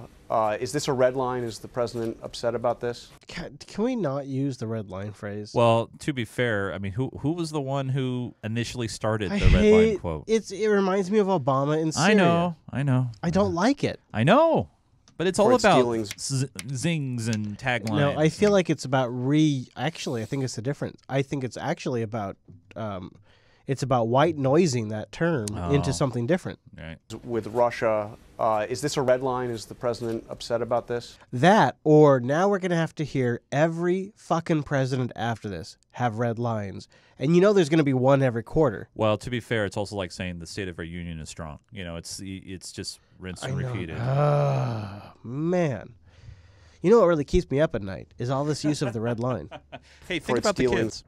With Russia, is this a red line? Is the president upset about this? As we've maintained all along, and as the president has said numerous times, there was no collusion between campaign and Russia. For specific questions regarding the Trump organization, I would refer you to them. One possible area of inquiry, plans to build a Trump Tower and the tallest building in the world in Moscow. Plans discussed before and during the 2016 campaign. In an exclusive interview today with George Stephanopoulos, Felix Sater, a former business associate of Donald Trump's, discussed the details of the plans he says continued even after Trump started running for president. Sater says he wrote emails to one of Trump's lawyers saying the deal would help his campaign. I was trying to do a real estate transaction. I clearly was not involved in the campaign. Well, all right. Sounds like we got ourselves a silver bullet there. And then there's the other story this week that is my favorite Trump story of the week. I can't help myself. This one tickles me in my secret spot. This morning, CBS News has learned that President Trump was advised not to congratulate Russian President Vladimir Putin on winning his country's election. This is one of those stories that only works because we've got no damn idea how our government operates. So the president's got 25 different advisors. National security, of course, you've got the UN advisor. Of course, you've got Rick Perry in there. Of course, you've got national security. You've got a legal counsel in there. You've got Jared Kushner in there. And they're all telling you what to fucking say all the time. They're giving you advice because they are advisors. Mr. Trump did so anyway. And so they all tell you what they think you should be doing. Their phone call yesterday did not include other issues like Russian election meddling, recent U.S. sanctions, and the suspected poisoning of a former Russian spy and his daughter. But they did talk about the upcoming Mariners baseball season and whether or not the Seahawks are going to have a good defense. You know what I love about this mother effing story is it is a perfect example of how the media's lens shows you exactly the story they want you to hear and nothing else. So Donald Trump's statement about his phone call with Vladimir Putin happened while he was sitting next to the leader of Saudi Arabia. Do you understand the irony in this? So they didn't ask him if he condemned Saudi Arabia's human rights positions about the way they treat women, about the way they treat criminals, about their actions in Yemen. Didn't ask them about that. But what he said on the phone to Putin, somehow that gets leaked out. Chip Reed is at the White House. Chip, good morning. Good morning. The State Department is standing by a report that the Russian election restricted fundamental freedoms. The president's call to Putin comes as the White House is considering a plan to expel Russian diplomats following the poisoning of a former spy in the UK. Chip has really got to get a couple of really important points out super quick for you to understand the context in which Donald Trump made this phone call. We had a very good call. And President Trump spoke with the Russian president Tuesday and offered him well wishes on getting reelected to a 4th term and 6 more years. I had a call with President Putin and congratulated him on the victory. But CBS News has learned that Mr. Trump's advisors warned him explicitly not to congratulate Putin. How did they learn that? That was leaked. It's how does that get leaked? Well, that's where I was actually reading some articles about that today. Kelly, the Chief of Staff Kelly. There's only a handful of people that would know that was in big bold print, big caps. Capitals and all that. So there's still leakers, and it's not your best friend on this one. Who, Reince? No. Reince? No. Beenan? Mr. Adam Schiff, your best Schiff? buddy. No, Sheriff Woody. absolutely, No. it's not Woody. Yeah. Most international observers consider it a rigged election. I mean, if you call up Bibi over in Israel, or you call up President Z, or you call up any world leader that just got reelected, you probably are going to open with congratulations. Yeah.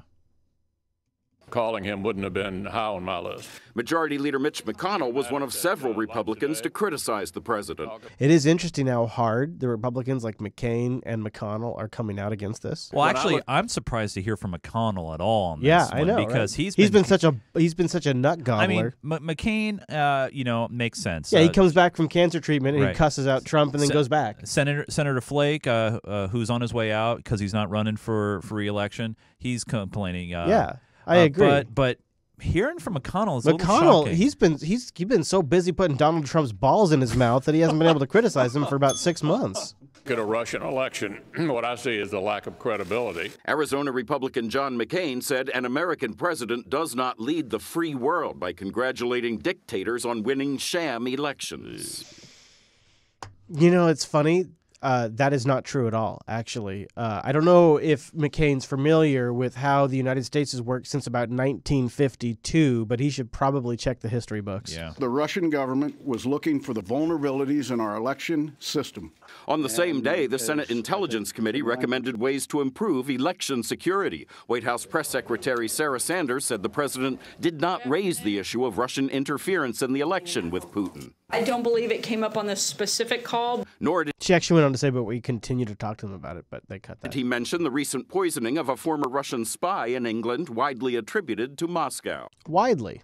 I don't believe that was discussed in today's call. Mr. Trump's aides had suggested he mentioned both issues, according to the Washington Post. But it's clear to me we're not sending the right message to Putin about South Carolina Republican Lindsey Graham said the omissions were disappointing.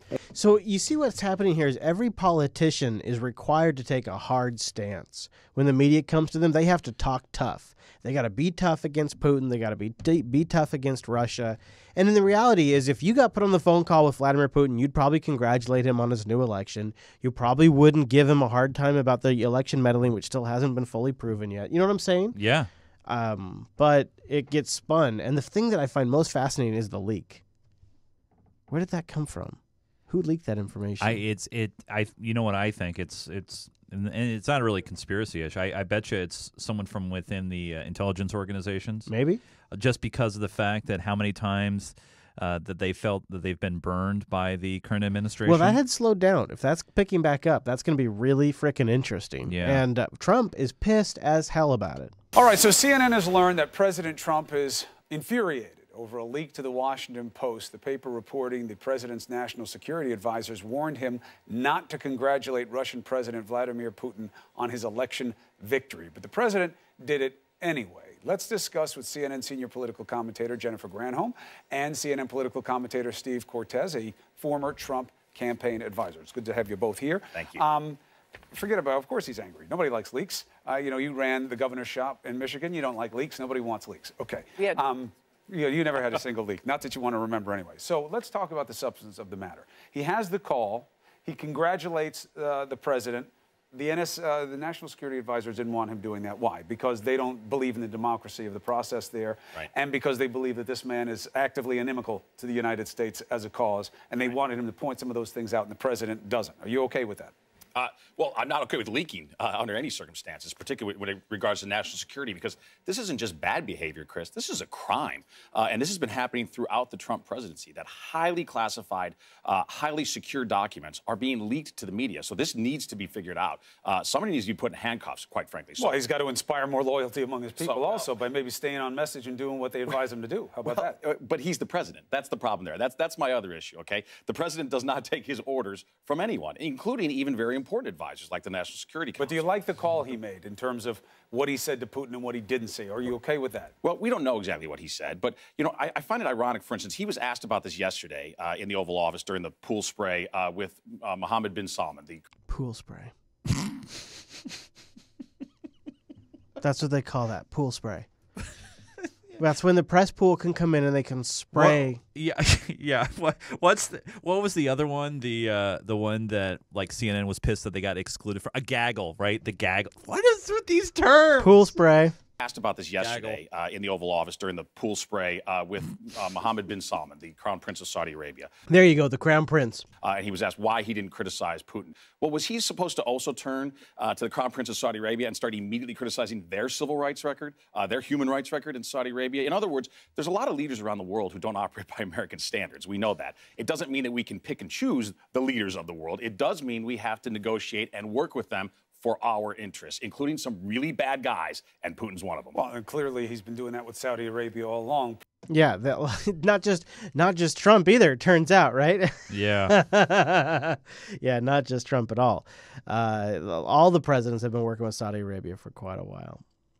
Well, Mr. Chase. Yes, Mr. Chris. Before we get into the high note, do you have anything for us, particularly like in like a SAC capacity, like a container of messages that is submitted to me from Club 33 of the Unfilter Patreon? I've got some news we need to talk about, some show programming notes that we need to advise people about. But yes, I do have some entries direct into the SAC, ladies and gentlemen. Oh my gosh, it's Anderson Cooper, everybody! No, you got it wrong. It's Chase, the real newness on Twitter.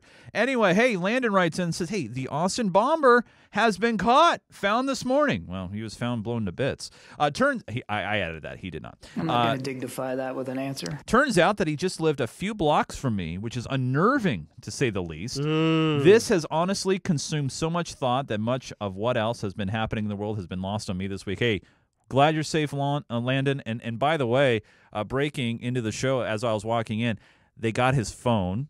I don't know if they hacked his phone or maybe it was unlocked or they took his body part and unlocked it.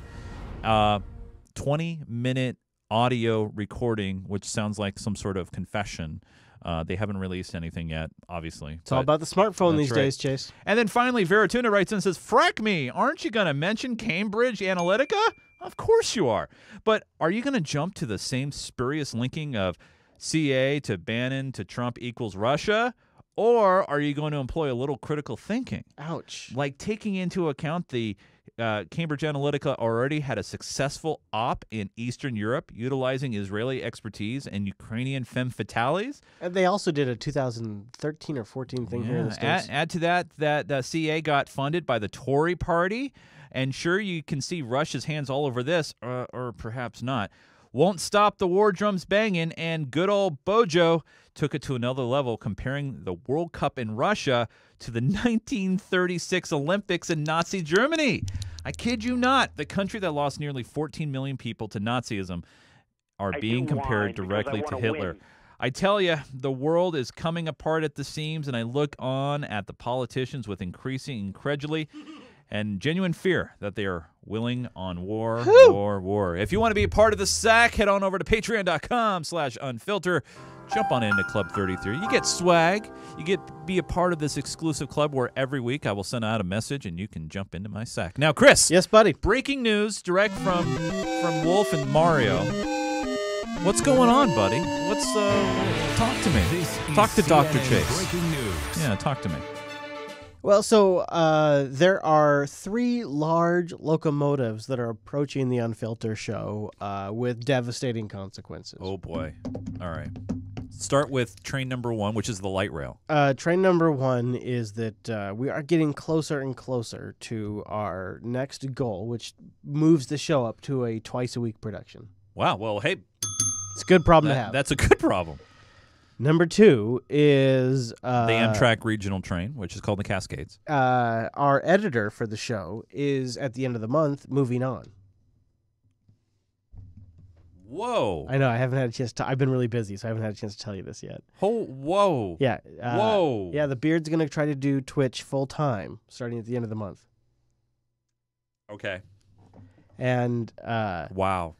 That means that I will be taking over editing of the show again. Now, the show isn't heavily edited, but the way it's produced, the way it's put together, and because of all the different levels of Chase, myself, the clips, it actually does end up taking quite a bit of time. And I'm going to start doing that again, myself, personally, which means I'll probably be at the studio till 10, 11 o'clock each night that we do the show. So we're going to be making some changes so that way I can streamline the production of the show. So that's train number 2. And then train number 3 that is coming at the show is I have more events coming up throughout the year where I'll be traveling, and I don't want to just have to put the show on hiatus every time I go to like Scale or Linux Fest or something. Right. So,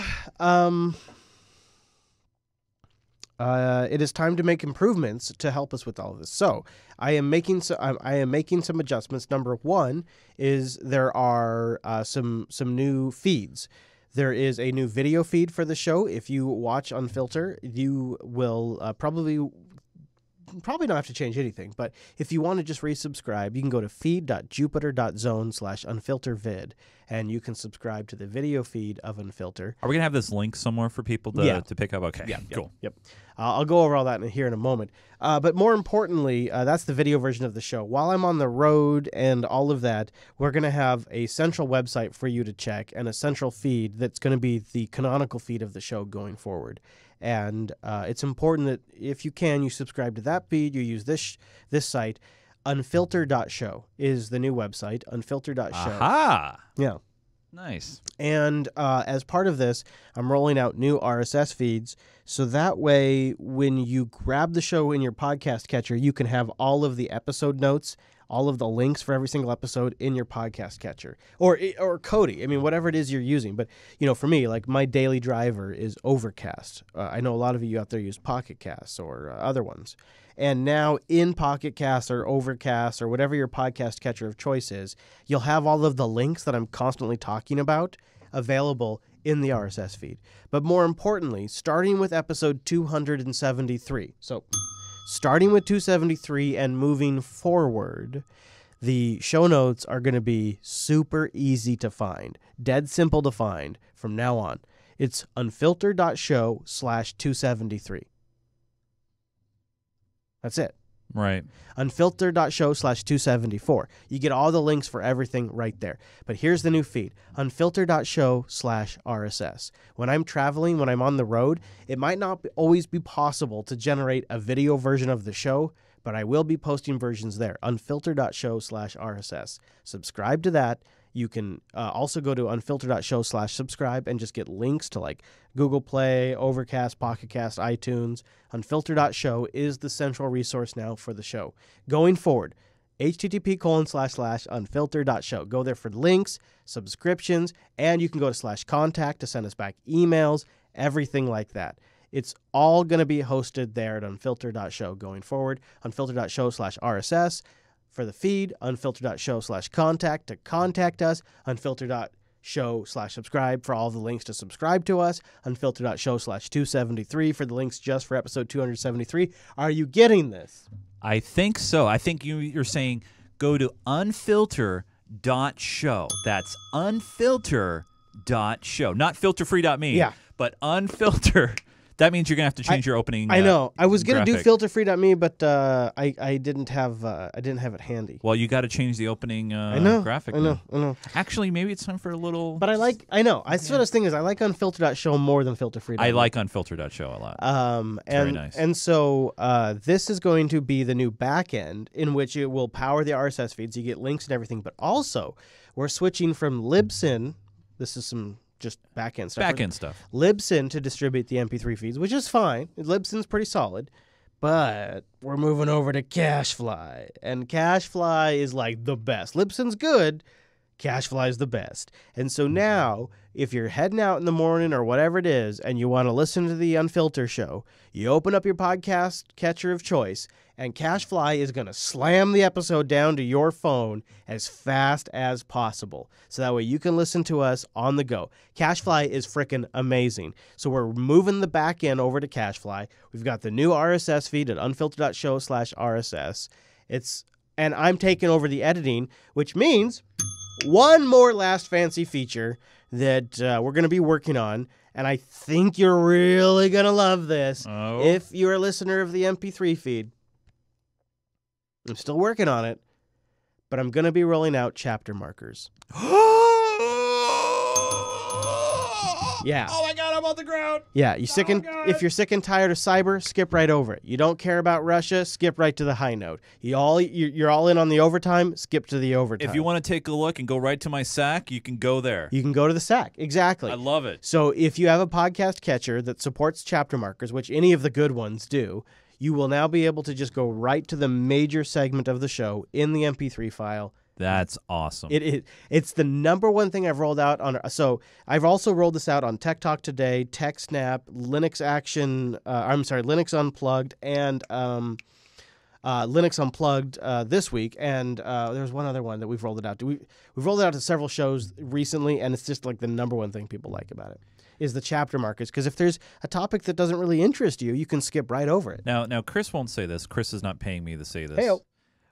This is why Patreon exists, because Chris is able to make these changes. Yeah, he's reinvesting this energy, because setting this stuff up, you guys, is not easy. Okay, and I know there are some providers that make some of the stuff easy, but there's still a lot of legwork. And now Chris is going to be doing a lot of the stuff again.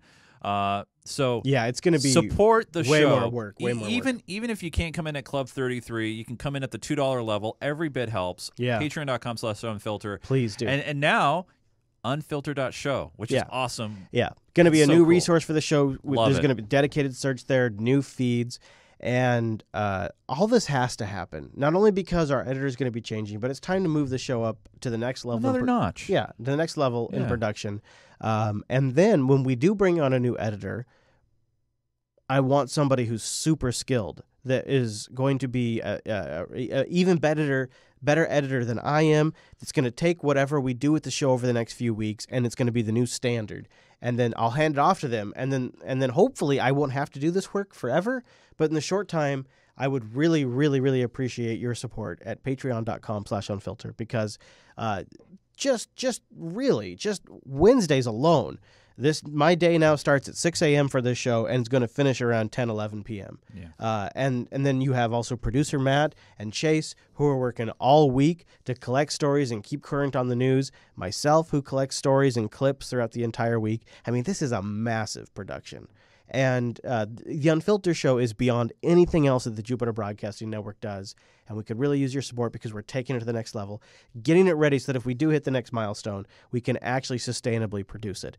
So check out the new site, unfilter.show. It'll be going live after this episode. And starting from this point forward, when we say check the show notes, you can just go to unfilter.show/episode number. And if you want the video version of this show, go to feed.jupiter.zone/unfiltervid. We will have a link for that son of a gun in the show notes as well. So lots of stuff going on. All of the stuff will be in the show notes.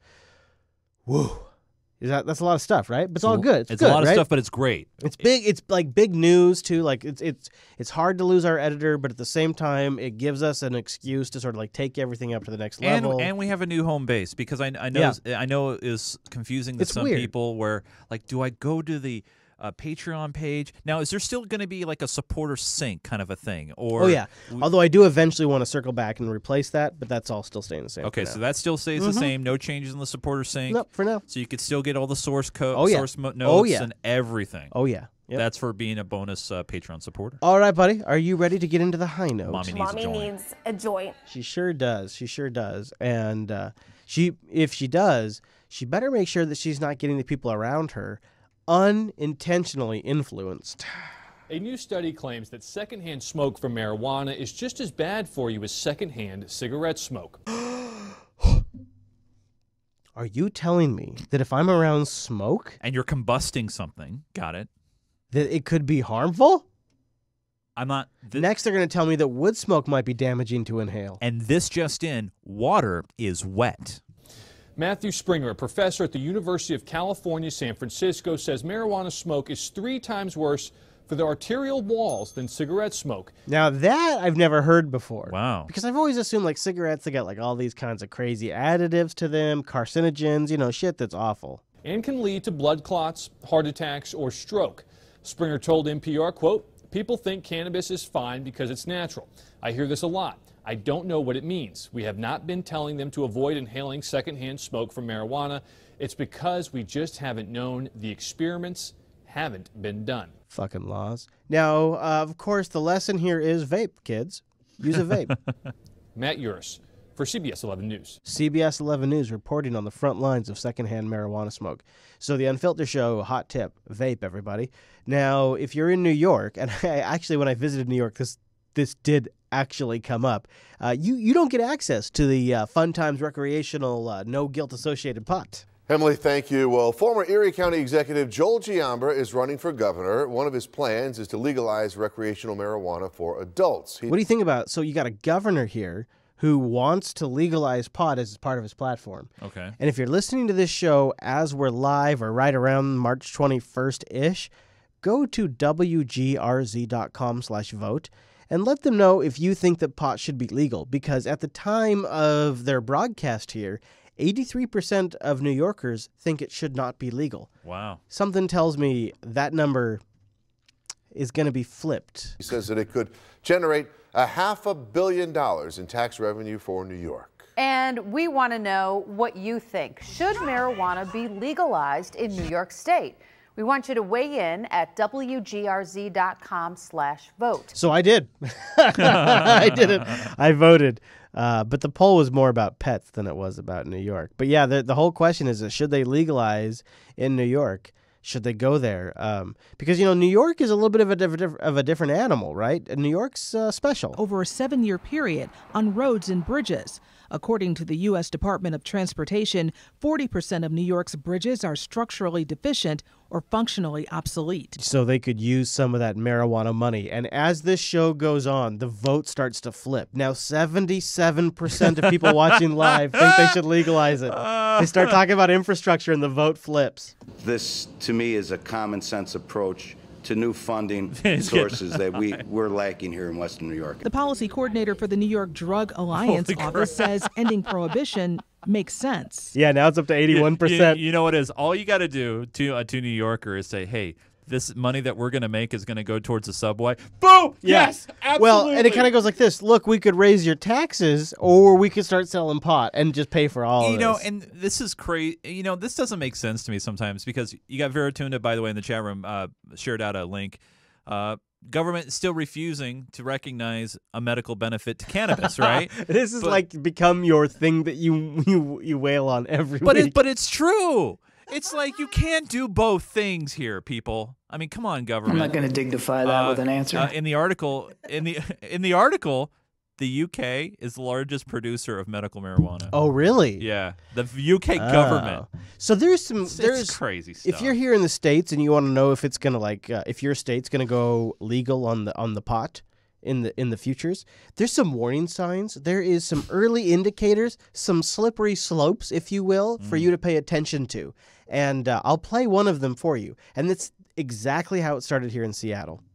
Well, the state Senate votes to let Marylanders have more marijuana, but it would be a crime to smoke while in a vehicle. Do you remember when Seattle cops publicly announced via a press release that they were going to deprioritize cannabis stops? Yeah, exactly. Yeah. That was before it was voted legal. Right, correct. Yep. I mean, weren't they, I don't know if this was before or after, they were handing out Doritos with informational labels? Yeah, that was right after. Okay, so that's how it starts. It starts with the cops signaling they're okay with everything. Well, the state Senate votes to let Marylanders have more marijuana, but it would be a crime to smoke while in a vehicle.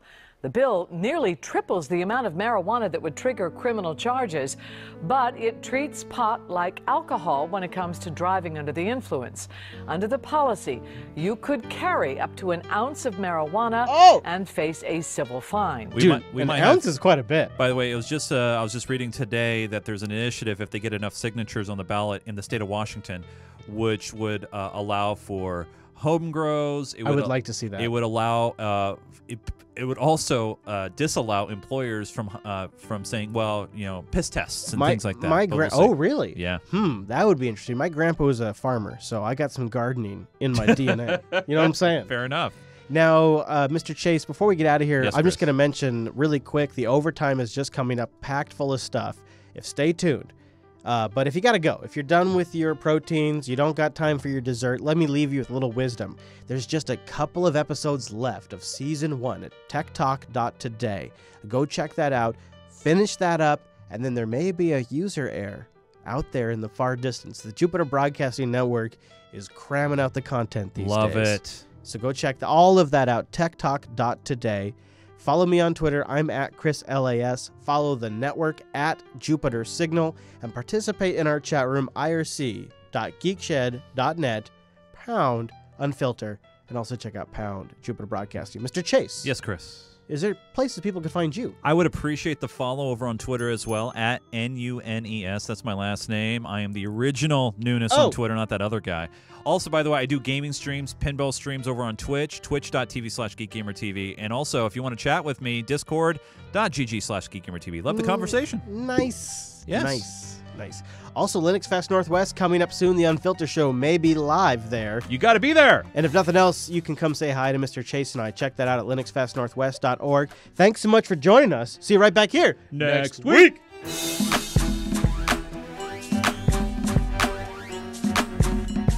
Reclaiming my time.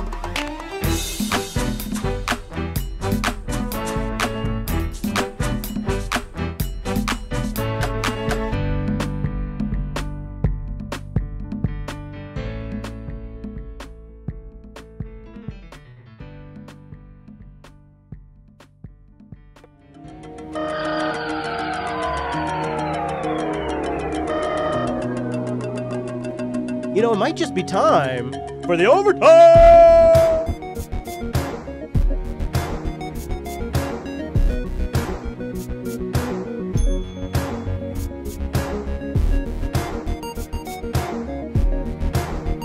We may need some faith healers. And I know that each of you understand you have the power. Stay woke! Oh man, thank you to our patrons, patreon.com/unfilter. Thank you guys so much for supporting this here show. New patrons this week. Shout out to Jay, Chris, Carly Rose, Soundtown, and Jonathan W. You magnificent bastards are our new patrons for this week's episode. Thank you. This segment is dedicated to you and to all of the people like you over at patreon.com/unfilter. If you'd like to support us, you know, I might be biased, but I encourage you to do so. Just my professional recommendation. Patreon.com/unfilter. We are so damn close to our next milestone, which will fundamentally rock my world, involve me replumbing my life, and yet somehow, for some crazy, strange, masochistic reason, I'm still excited about it. Patreon.com/unfilters. We enter into the Nancy segment. It's good to be here, right? I mean, you enjoy it. We may need some faith healers. I do love me the Nancy segment, don't I? Yeah, it's good. It's good. And Nancy's prime this week. It's like she was trying to give me material for the show. Very generous.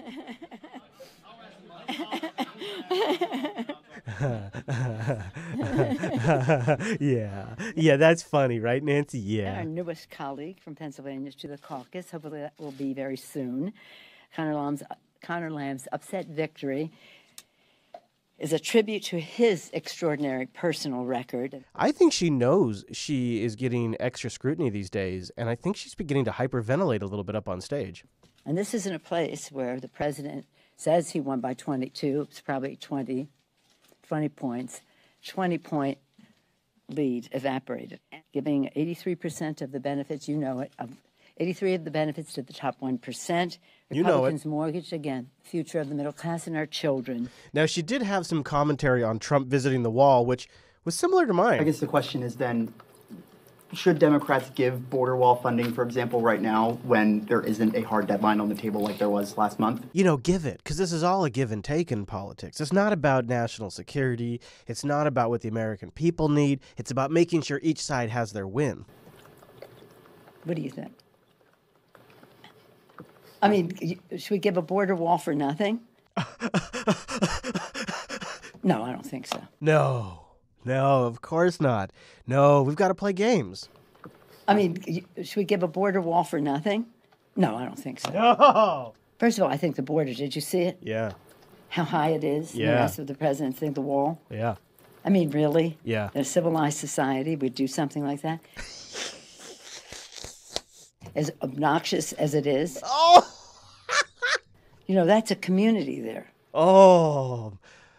She's kind of right, actually. With a border running through it. Yep, actually, she's kind of right. Okay, If you've ever spent any time down on the border, not that I've spent a whole bunch, but a little time that I have spent, friends, let me tell you, it's sort of like a blend when you get down to that area. I mean, there is a made-up border that a bunch of monkeys, couple hundred years ago, decided existed. But when you actually get down there, the cultures blend.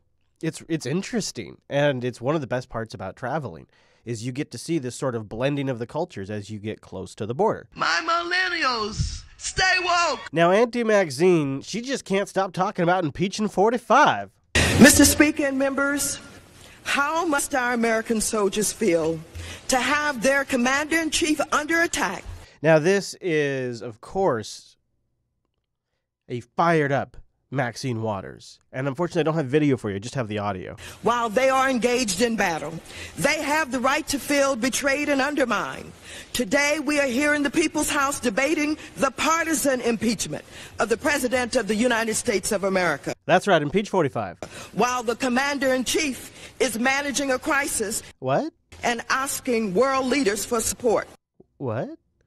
This is indeed a Republican coup d'etat. What? Wait, what? Hold on. Where did this clip come from? Mr. Speaker and members, Americans all, the Republicans will couch this extremist, radical anarchy in pious language, which distorts the Constitution and the rule of law. Man, she's so right. All this bullshit about impeachment has been ridiculous. Bill and Hillary Clinton are the real targets. Wait, what? And the Republicans are the vehicles being used by the right-wing Christian coalition extremists. Oh, shit. Did I do it again? Fuck the EU. I accidentally got 1998's clips mixed up with 2018. Gosh darn it. To direct and control our culture. The rule of law has been violated in denying the president notice of charges, by the abuse of power in the collecting of so-called evidence, and the denial of the presumption of innocence. Oh yeah. Geez. Maxine Waters of 1998 sure made a lot of really great points about throwing around impeachment like a maniac. Geez, that's interesting. Maybe Maxine Waters of 2018 should listen to Maxine Waters of 1998. It's funny how that works. However, Maxine hasn't been talking much about Clinton these days. In fact, the only time you hear people really talking about Hillary anymore is when they're trying to tell her to just take a little time off. But thank God that lady is not our president, because there is no more myopic, self-centered, self-righteous, unaccountable, and unrelatable political creature than Hillary Clinton. This is HLN, which is owned by CNN, and the snake has begun eating its own tail. As Maya Angelou said, when someone reveals who they are, you believe them the first time. Plenty of us did. Many more should now. I just can't. Joining me now is CNN political comment. Now, that's not just one. In fact, it was essentially a week of this after her comments in India. I think he's thought enough is enough with the firing. I do want to get to one other thing in the news, which we haven't had a chance to talk about yet on the show, which is Hillary Clinton appeared in India, and she was asked about some of the reasons why Donald Trump won. Here's a brief excerpt of her remarks. So I won the places that are optimistic, diverse, dynamic, moving forward. And his whole campaign, Make America Great Again, was looking backwards. I love how she did. Wow, just right there. Oh man, that is some self-rationalization. Look at her licking her lips too. His whole campaign, Make America Great Again, was looking backwards. You know, you didn't like black people getting rights. You don't like women, getting jobs. You don't want to, see that Indian American succeeding more than you are. Whatever your problem is. Yeah. I'm going to solve it. Damn it, Noah. What's your response when you hear her talking, saying that? Well, my state is one of those states. So in defense of Ohio, that voted twice for President Obama in 2008 and 2012. Just ignore that. Quintessential swing state. No Republican is on the presidency without us, and President Obama won my state. So it's very hurtful to lump all Ohioans and all people. Yeah, guess what? It doesn't get better. This entire CNN panel, led by Jake, just kind of rips into Hillary the entire time. They all take a shot at her, essentially telling her, hey, go take a break. Why don't you back off? Cool down. Your time is over. Now, when we talk about history and how history is going to judge people's actions, we're in a pretty unique time. The Unfilter show is really, really lucky that it started when it did, and it's covering the events that it is. How will history judge Donald Trump? Who knows? I don't even think we fully know how history judges the Bushes yet. We're still too close to Bush Sr. and Bush Jr. to really know, and Clinton, and of course Obama, how history is going to judge those presidents. So it's impossible to say how history will judge Donald Trump. Imagine history's version of Bush Jr. without 9/11. You just never know what's going to happen during a presidency that will shape how history talks about them. But the politicians, the underlings around the president, something tells me their history is a little more firm and gets written a little sooner. And I wonder how history will look back at the former CIA director, John Brennan. Happy to have with us former CIA director John Brennan, who is now an NBC News senior national security and intelligence analyst. So he goes from running the CIA, the Central Intelligence Agency. Supposedly, what do I know? But I would think one of the premier intelligence agencies in the entire freaking world. And as far as I know, the universe. But we'll just go with the world. And so what's next for John Brennan after running the CIA? A shithead commentator on MSNBC? MSNBC? This is a man who did not have a lot of options. He should have gotten a multi-million-dollar contract. He should have gotten some sort of sweet deal. And of course, if Hillary was president, that's probably what would have happened. But instead, he ended up in a position that was against the current administration, against the current trends, and so he has to take some sort of chicken neck job at MSNBC. Director Brennan, it's really good to have you on this morning. And then they call him Director Brennan. He doesn't even know where to look if you're watching the video version, and it's just really embarrassing. And intelligence analyst. Director Brennan, it's really good to have you on this morning. You have been increasingly vocal against President Trump. On February 20th, the president tweeted, "I have been much tougher on Russia than Obama. Just look at the facts. Total fake news." And you replied, "It never ceases to amaze me how successful you have been, making yourself so small, petty, and banal with your tweets." Wow. Have you ever seen anything like this? I can't even think of another nation where the head of their premier intelligence agency, after he retires, speaks out against the current leader of the country. I'm not making commentary on his accuracy here. I'm just saying this itself seems mind-blowing to me. Your insecurity is well-deserved, as is your concern over Russia investigation. Thomas Paine was right when he said these are the times that try men's souls.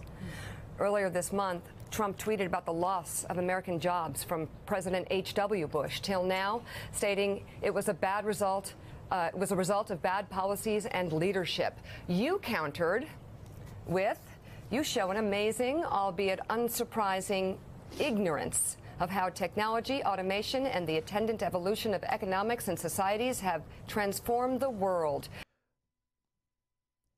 Isn't that odd? that he would be. Why is the former CIA director, why is the former CIA director going after the president on this point, out of all of the things he tweets about? Your simple-minded policies, imposition of tariffs, have the potential to seriously damage our future prosperity. And just last Saturday, Trump tweeted about the firing of Andrew McCabe, writing in part, "Sanctimonious James Comey was his boss and made McCabe look like a choir boy. He knew all about the lies and corruption going on at the highest levels of the FBI." And you replied, "When the full extent of your venality, moral turpitude, and political corruption becomes known, you will take your rightful place as a disgraced demagogue in the dustbin of history. You may..." The dustbin of history. Maybe this is just him getting this. Maybe this is how he got his job at MSNBC. Maybe this is him demoing for the job. You know, it's like his audition. But I have to look at this. When the full extent of your venality, moral turpitude, and political corruption becomes known, you will take your rightful place as a disgraced demagogue in the dustbin of history. Scapegoat Andy McCabe, but you will not destroy America. America will triumph over you. Hoorah! I don't know how history is going to judge Donald Trump. If men like John Brennan write it, not well. But it seems clear to me that history is going to judge John Brennan as a partisan hack that added a lot of fuel to a fire that needed a level-headed discussion. And he's adding vitriol and fire. And then to make matters worse, he's going on MSNBC, a partisan political news organization, and fanning the flames. Is America being tried at this point, especially in terms of its place in the world? Is this president letting our country down? Jeez. I mean, this is where we start. Wow. This is news. Well, I think the president has shown a lack of understanding of international affairs. Now listen how calm and how soft the man who killed Middle Easterns and American citizens with drones, as well as a real ignorance of what it takes to be president of the United States. Before John Brennan was director of the CIA, he was a special consultant to President Obama. He is the architect of the drone program. And that's what prompted my tweets. He is mean-spirited. He is dishonest. This is the former director of the CIA, complaining that the president is mean-spirited and dishonest, a spy who murders people outside the judicial system. He is mean-spirited. He is dishonest. He has shown a lack of integrity. And he has continued to, I think, demean the office of the presidency. And so I've decided to put my silence aside and to speak up and speak out because I do think our future is in jeopardy while Mr. Trump continues his antics. You know what? The best analogy that was described to me that resonates over and over and over again every time somebody like Brennan goes on the air. Washington, D.C. is like a body. And Trump and Jared Kushner and Ivanka and the people he brought in are foreign agents inside a body. And this is the immune system. This is the immune system responding, attempting to reject this foreign object that has been inserted into the body. Let me follow up on that. Are we on the verge of a constitutional crisis? Are we on the verge of a constitutional crisis? She's asking this of the CIA director.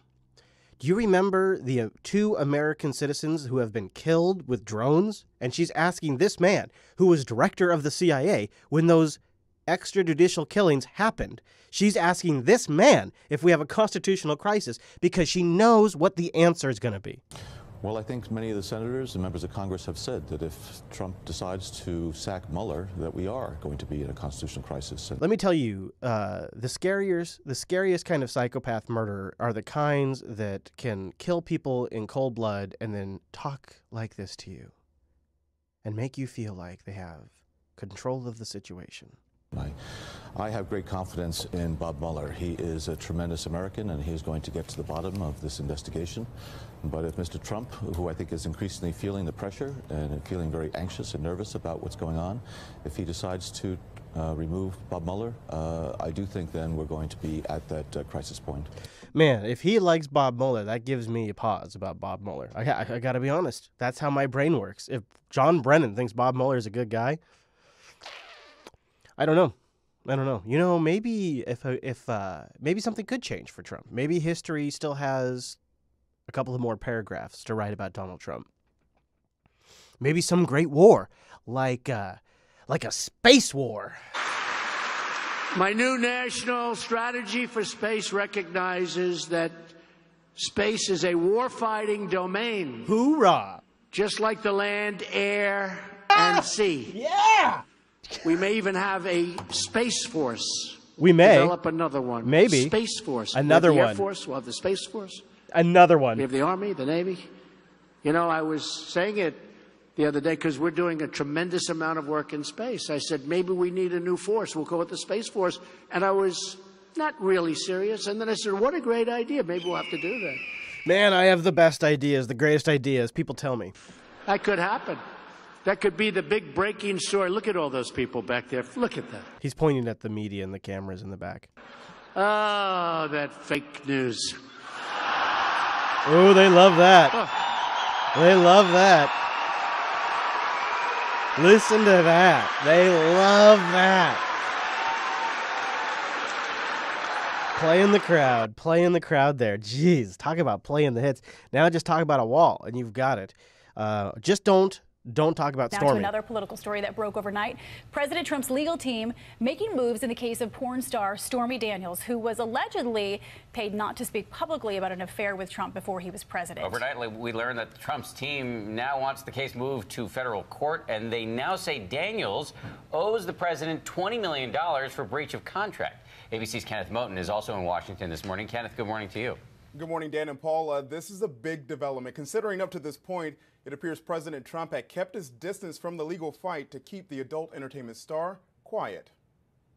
This morning, President Trump publicly joining the Stormy Daniels court battle for the first time. The president and longtime attorney Michael Cohen filed paperwork to move Daniels' lawsuit to federal court. A personal lawyer for the president saying Mr. Trump intends to pursue his rights to the fullest extent permitted by law. Cohen alleges Daniels, whose real name is Stephanie Clifford, has breached a confidential settlement agreement at least 20 times, saying Cohen's LLC and or Trump have the right to seek damages in excess of $20 million. This, as the porn star claims the non-disclosure agreement from her alleged 2006 affair with Trump is non-binding. Her attorney, Michael Avenatti, fired back on Twitter. How can President Donald Trump seek $20 million in damages against my client based on an agreement that he and Mr. Cohen claim Mr. Trump was never a party to and knew nothing about? Hashtag not well thought out, hashtag sloppy, hashtag checkmate. Avenatti didn't go into details, but he also made a new claim on CNN. And the fact is that my client was physically threatened to stay silent about what she knew about Donald Trump. The president has also retained high-profile Beverly Hills attorney Charles Harder to take on Stormy Daniels. The lawyer recently and successfully represented First Lady Melania Trump in a libel case in Maryland. Dan and Paula. And of course, there is another story about a woman, a Playboy model, who had an affair with Donald Trump and was paid off via the National Enquirer. The National Enquirer, of course, is run by somebody who is close, longtime friends with Donald Trump. These may not get very far. I doubt it, though. People love a good scandal, and the media is relentless with these kinds of things. Anything that involves beautiful women and sex scandals, because then it just means they can play lots and lots of B-roll, and they just love the B-roll. I want to give a little bit of airtime here to Rand Paul, who apparently after getting his ass kicked by his neighbor is feeling much better now, and he had a kind of a long, meandering interview in which he made a few interesting points about the Mueller investigation and other things. In on Mueller. Where do you think this is going, Senator? Well, you know, I agree completely with the tweet by Alan Dershowitz. The idea that we should have a Sorry, special just to be prosecutor... clear, it wasn't from Alan Dershowitz. It was from the president quoting Alan Dershowitz. All right, I agree with the president quoting Alan Dershowitz that really these special prosecutors run far afield of what they're impaneled for. and that in the end we end up getting sort of a wild goose chase down all kinds of nooks and crannies. And so I think special prosecutors have too much power and that we really shouldn't have them. I would not have appointed Mueller. Now that it's going, it's a little bit more difficult to end, but there really is no reason why Mueller should be investigating things other than Russian collusion. If there is no Russian collusion, he should wind up, close his investigation, and let's move on. What I don't like is that they can subpoena all of your records, your business records for the last 20 years, and if you didn't fill one of the forms in correctly with the IRS, all of a sudden you're going to be convicted of something completely unrelated to Russia.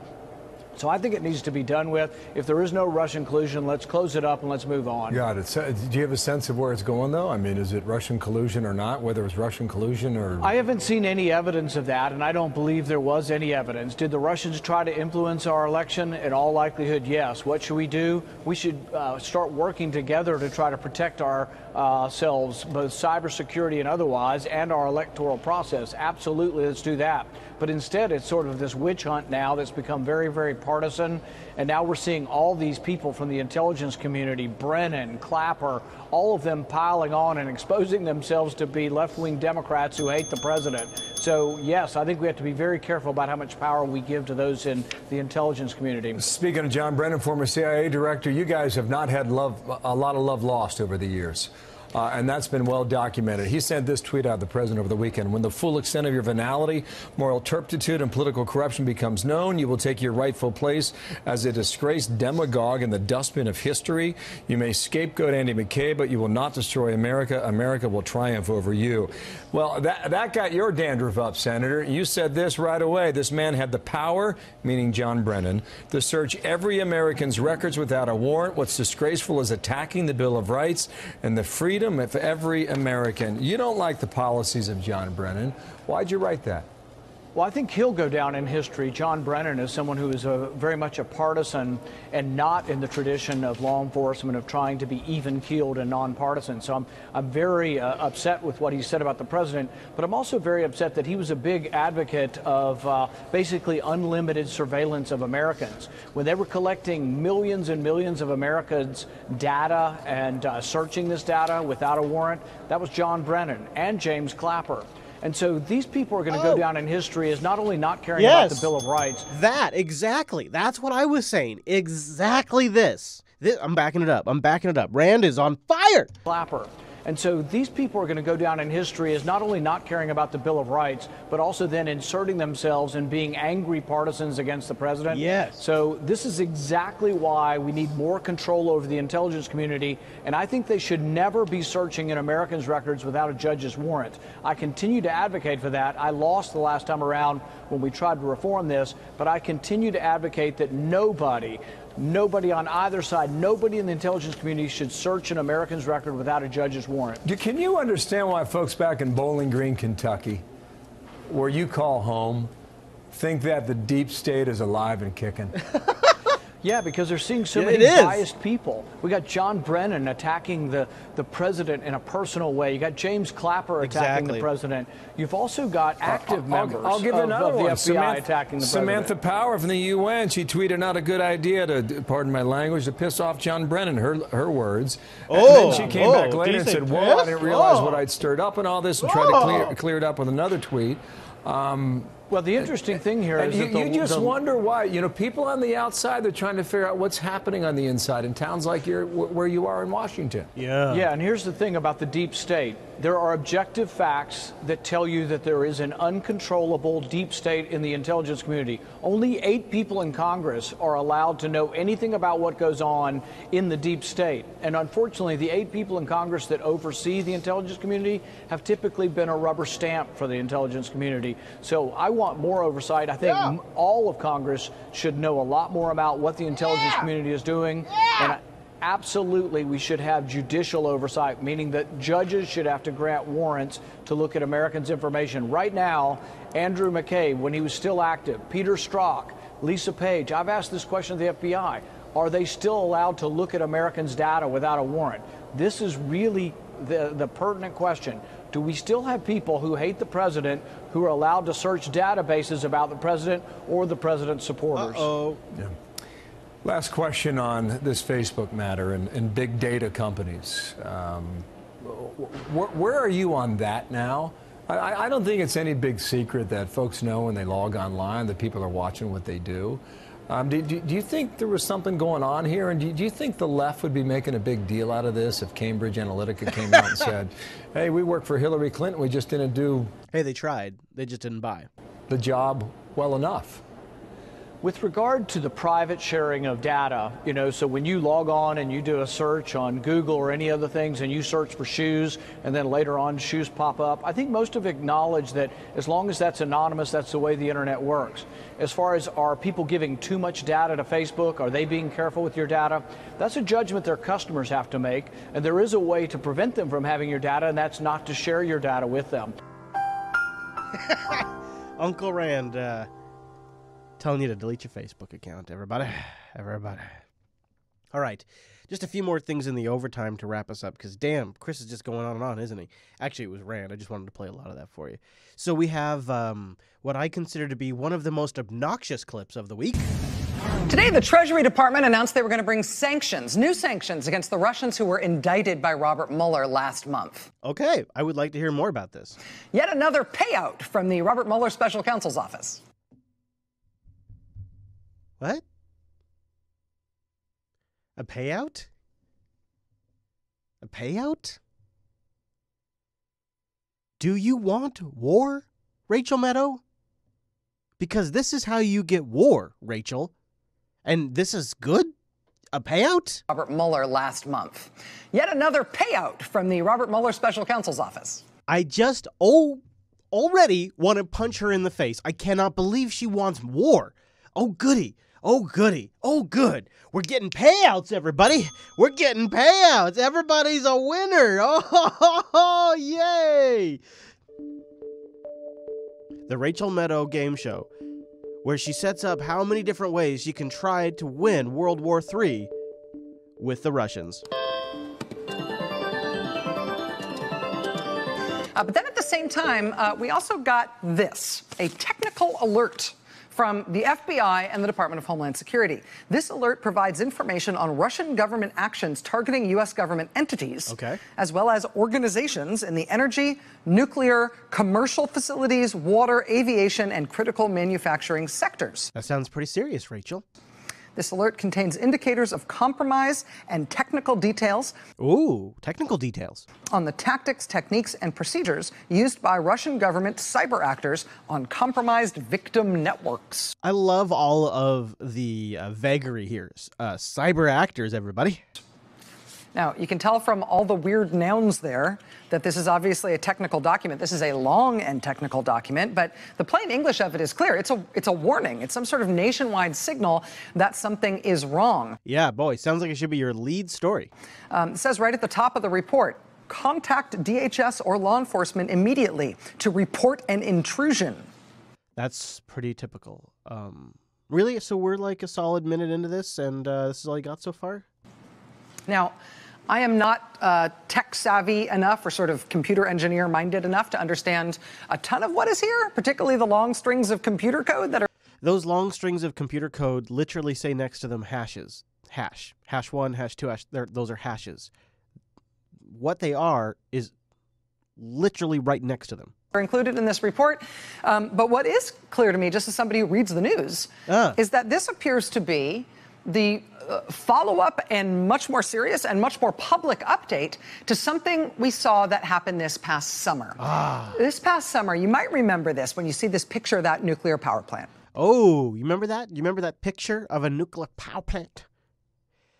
You might recall, because we talked about this last summer. Russians got into the business network of this plant. Now, they make it sound like they were going to make the power plant blow up. This past summer, Bloomberg News and New York Times reported that a secret warning had been issued by these same agencies, by Homeland Security and the FBI. A secret warning had been issued to American power plant operators, telling them that there had been cyber attacks specifically targeting U.S. power plants, including, memorably, the operator of this big, isolated nuclear reactor out in Burlington, Kansas. Now, the reason why she says operator is because it was a management company that was contracted, and they compromised their network. They didn't compromise the control network. And there's so many issues I have with that report, but I got to stop because it's triggering me. It's triggering me. I want to play you one more clip, though, of something that the media always does. Gosh, we really got to keep moving.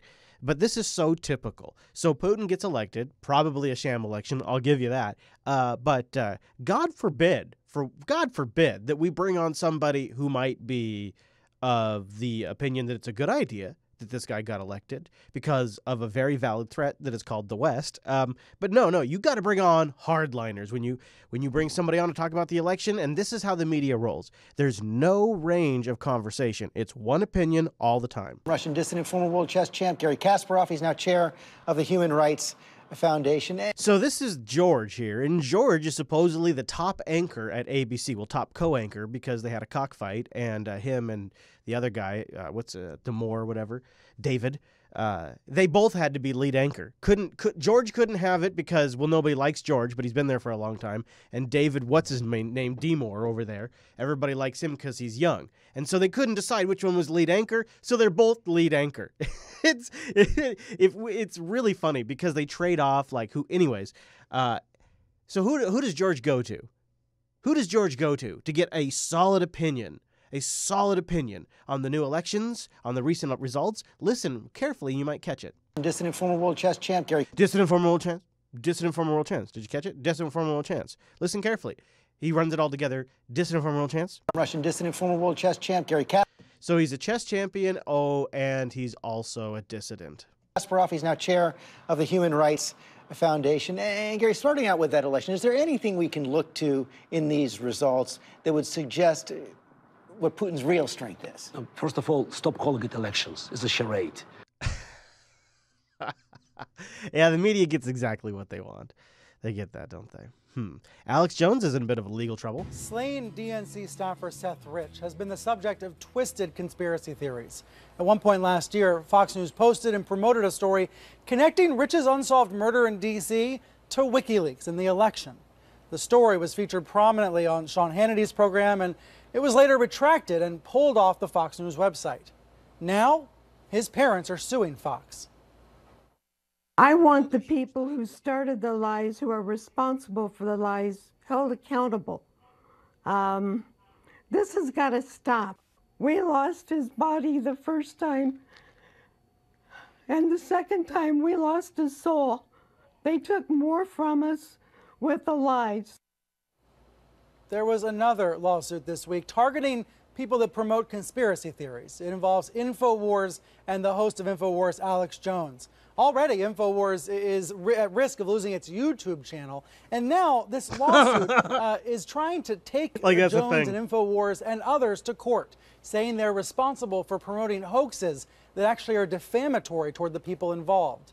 Let's talk about this lawsuit with Brennan Gilmore. He is the plaintiff. No, it's not. So, yeah, this whole Seth Rich thing is super fascinating. I got links in the show notes if you want to know more about that, because to me, that's one of the most interesting sub-stories going on right now. Let's talk about these bombings in Austin. I lived down in Austin for exactly 1 week.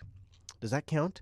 Now, no, you'd say, no, of course, that doesn't count. 1 week, that doesn't count. What if you move your entire home down there for 1 week and you live in a parking lot? Does that count? Because I did that. And I met friends, and I have family that live in Austin.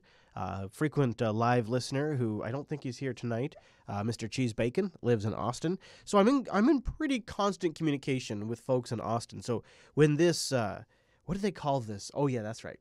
Serial bomber story cropped up, I was watching with some interest. We do begin with breaking news. Another explosion rocking Austin, Texas. 2 people hurt this time, and police believe it could be linked to this string of deadly bombings that have been going on this month. Authorities say the latest explosive was left on the side of the road, and it may have been triggered by a tripwire. Police urging people in the area to stay inside their homes this morning. The latest explosion coming just hours after police made a rare public appeal to the bomber or bombers responsible. Now I want to stop there, and I want to play a clip just a little bit later. Now with tense times in Austin, Texas, police searching for the bomber responsible for a series of deadly explosions as hundreds of anxious residents report suspicious packages at their front doors. ABC's Alex Perez is on the scene in Austin, and Alex, authorities offering a big reward now for help with the investigation. That's right. Good morning, George. It's been about 48 hours since that package exploded on this block, and investigators are still here meticulously collecting evidence. Now I want to stop there. Let's talk more about that package explosion. At approximately 12:25 this morning, an explosion was called in to the police department. It occurred at the facility at 9935 Dewar Lane. A package had been traveling along the automated conveyor when it had exploded. One employee that was standing near the explosion later complained of ringing in the ears. She was treated and released. We were very fortunate that there were no injuries. Wow, and so this really gets people freaked out. And of course, then it becomes a nationwide story, and the hunt for who this is on. Fox News Alert now, and new pictures coming in of the bombing suspect in Austin, Texas. You're looking now at surveillance video. We know his name to be Mark Anthony Condit, 23 years old. These are pictures of him at a facility from Sunday, March 18th, so just a couple days ago, in a South Austin FedEx office store. And of course, we know one of those packages exploded on the conveyor belt. The other made its way to a facility near the Austin airport. But now we're getting first pictures of what this looked like to investigators, because remember, they've been following the trail for a few days now. I heard from folks in Austin, they weren't really on edge. They weren't super freaked out. Like the media kept playing, like everybody's freaking out. Everybody's really on edge. Everybody's stressed out. Everybody seemed pretty calm and rational about it when I talked to them, but then today news came that they found the guy dead. The relief setting in parts of this country this morning. The breaking news, the suspected... So there's David. Now David's traded spots with George, and you can see how his co-hosts have this fake sigh. Oh. Of course, they could give absolutely no shits about people in Texas, especially because they're probably gun-toting right-wing maniacs that voted for Trump. But they give these phony, fake, as David, Mr. I'm completely composed news anchor, who doesn't look like he's 20 years old enough for the part, tells us how the guys died. The relief setting in parts of this country this morning. The breaking news, the suspected serial bomber in Texas is now dead after that showdown with a SWAT team overnight. Here's what we know at this hour. The suspect is a 24-year-old white male. He did kill himself, blowing himself up. They believe he's linked to 6 explosive devices that killed 2 people. Let's get right to our senior national correspondent, Matt Gutman. He's on the scene in Austin with the very latest for us. Matt, good morning. Good morning, David. This is still very much an active crime scene. You can see those ATF trucks behind me. There are still agents combing through the scene, and the 19 days of terror here in Austin ended in the most dramatic fashion. SWAT teams and others have been trailing this suspect for at least 12 hours. Finally, they cornered him just beyond that hotel behind me. At that point, he noticed them setting off a bomb inside his vehicle. The blast was powerful enough to knock back one of the officers who returned fire, but that suspect inside that vehicle was already dead. Authorities say 24-year-old Mark Anthony Condit is the man responsible for terrorizing the city of Austin. He died after a device he had in his car exploded when that SWAT team cornered him near an Austin hotel. We had surveillance teams looking for this suspect, and we ultimately located the vehicle that this suspect was known to be driving, and witnesses told us he was driving. And in fact, we found that at a hotel right up the road here in Round Rock.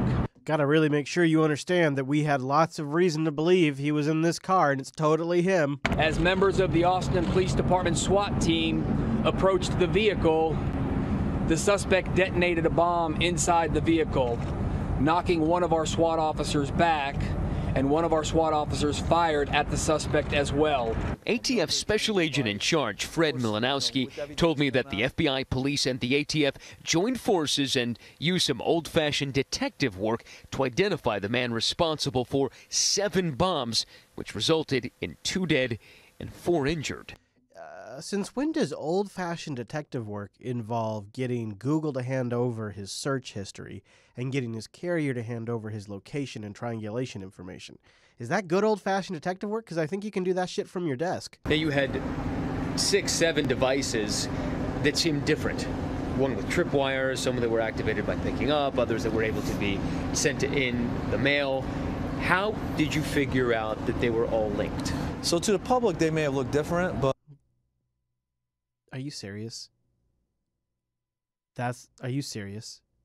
No, are you serious? How did you figure out that they were all linked? How did you figure it out? So to the public, they may have looked different, but when the ATF bomb technicians were able to put those devices back together, the components that were used were very similar. And I understand that there were nuts and bolts used as well in some of the bombings. Did that give you a clue? Let's move on. That guy's going to get me all upset. And I don't want to get cranky here on the show. I don't want to get cranky. That's it, though. So the guy's dead. Nothing to worry about here. Nothing to be concerned about. You know, Mr. Trey Gowdy had a really interesting statement recently. And it sort of echoes my feelings. If Mr. Nunes and his team's findings are right, and there is no collusion, then why don't you just sit back, relax, and let Bob run his course? To suggest that Mueller should shut down and that all he is looking at is collusion, if you have an innocent client, Mr. Dowd, act like it. Russia attacked our country. Let Special Counsel Mueller figure that out. And if you believe, as we found, there's no evidence of collusion, you should want Special Counsel Mueller to take all the time and have all the independence he needs to do his job. All right, so John, that is essentially saying take the time. That's the antithesis of what you were just saying before, Representative Gowdy, that people wanted to, be expedient and hurry up. But when you've got Gowdy and others who say it takes time and allow that to happen, is that the message that's received by the president? No, and I think the challenge is... No. In fact, it's already been budgeted to go into next year. So it's going to keep going for quite a while because it's already been budgeted for. And once you budget for it, you got to make sure you spend that money. You got to spend that money. Money. All right. We're getting here towards the end of the overtime, and I want to play you my favorite moment. It doesn't happen very often, and it was on C-SPAN. Normally when it's my favorite moments and it's C-SPAN, it's Nancy Pelosi saying something crazy. You know what I mean? But this week, it wasn't. It was the State Department spokeshole, who is a former Fox News employee. So she's a little quicker on her feet than your average spokeshole. And she deals with a, quote, snarky reporter who is asking for the United States of America to apologize for the war in Iraq. And she's having none of it. We're going to have to wrap it up shortly. Pardon me? Hi. Earlier in your discussion with Matt about the U.S. doesn't dictate to other countries. It's the 15th anniversary of the Iraq War. And I don't think that I said to Matt that we don't dictate to other countries. It might have. And she also, her eyebrows, like, they flick up, like, because we do that shit all the time, is what she's saying. Like, we totally dictate to other countries. It's one of our specialties. I don't think that I said to Matt that we don't dictate to other countries. It might have. Not only did she do the eyebrow flick, but she did also the finger up. The, hold on a second, I'm going to make a point here, and I'm the boss. So this is a woman that controls the room, and she does it in, like, a lot of subtle body language ways with the eyebrows and the one finger. This is a power player, and the way she handles this guy is, I hope they put a little something extra in her paycheck, because it's probably the best spokesperson that can roll. Sarah should look at this, because this is probably the best spokesperson that can roll with the punches out of any of them. The State Department really is one of the most evil departments. Well, no, that's not true. Wow. We got a lot of evil departments, but the State Department's really an awful department. Just ask Hillary. And to have a spokesperson like this that can roll with the punches is, it's critical for a corrupt government to continue excellent functionality. I don't think that I said to Matt that we don't dictate to other countries. It might have been him. I wasn't sure. I think Matt said that. It's hard to tell. I was quoting these statements. The White House spokesman. Should the U.S. apologize for regime change operations, for meddling in elections in multiple countries through many means over the years? That is a big question. You're asking me about the entire history of the United States. Should we apologize? That's the question? Well, let's should we start with the apologize Iraq for War. our government all around the world? No. I think that the United States government are you does asking far me to more good than we ever do bad. And This is where her Fox News background is pretty beneficial, because not only is she able to be like, we're the good guys, but then she tucks and rolls into some sort of patriotic, I'm better than you kind of hoorah, I'm an American maneuver. And certain people in the United States and in other countries have or have the perspective that America does more harm than good. I'm the kind of American that looks at it from the other way around. We do far more good.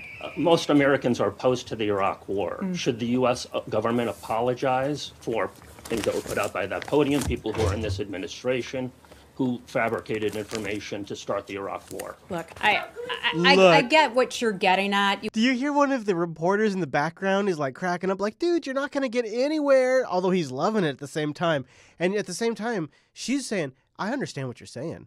We totally killed some of those guys over there, but I'm not doing that. Information to start the Iraq War. Look, I get what you're getting at. You want to be snarky and take a look back. No, hold on. I want to get real. Okay, and take a look back. He wants to start getting real, guys. This is a reporter in the State Department press room telling the State Department spokesperson that he wants to get real. Be snarky and take a look back. No, hold on. I Take want to a get real. Okay, and take a look back. I want to get at real. the past 15 years, and Iraq is certainly a country that has been through a lot. I've been to Iraq. Many of you have been to Iraq in covering what has taken place there. Okay, I'm being anything but snarky.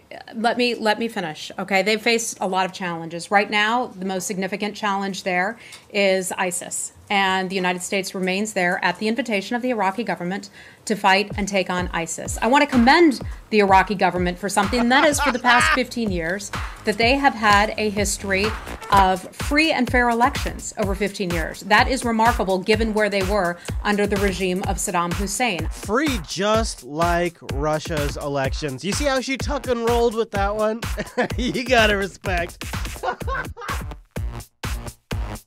Thank you so much for tuning this week's episode of the Unfilter program. Thank you to our patrons at patreon.com/unfilter. I just can't help. She's a tuck and roller, guys. Thanks for being here, and I'll see you right back here next week.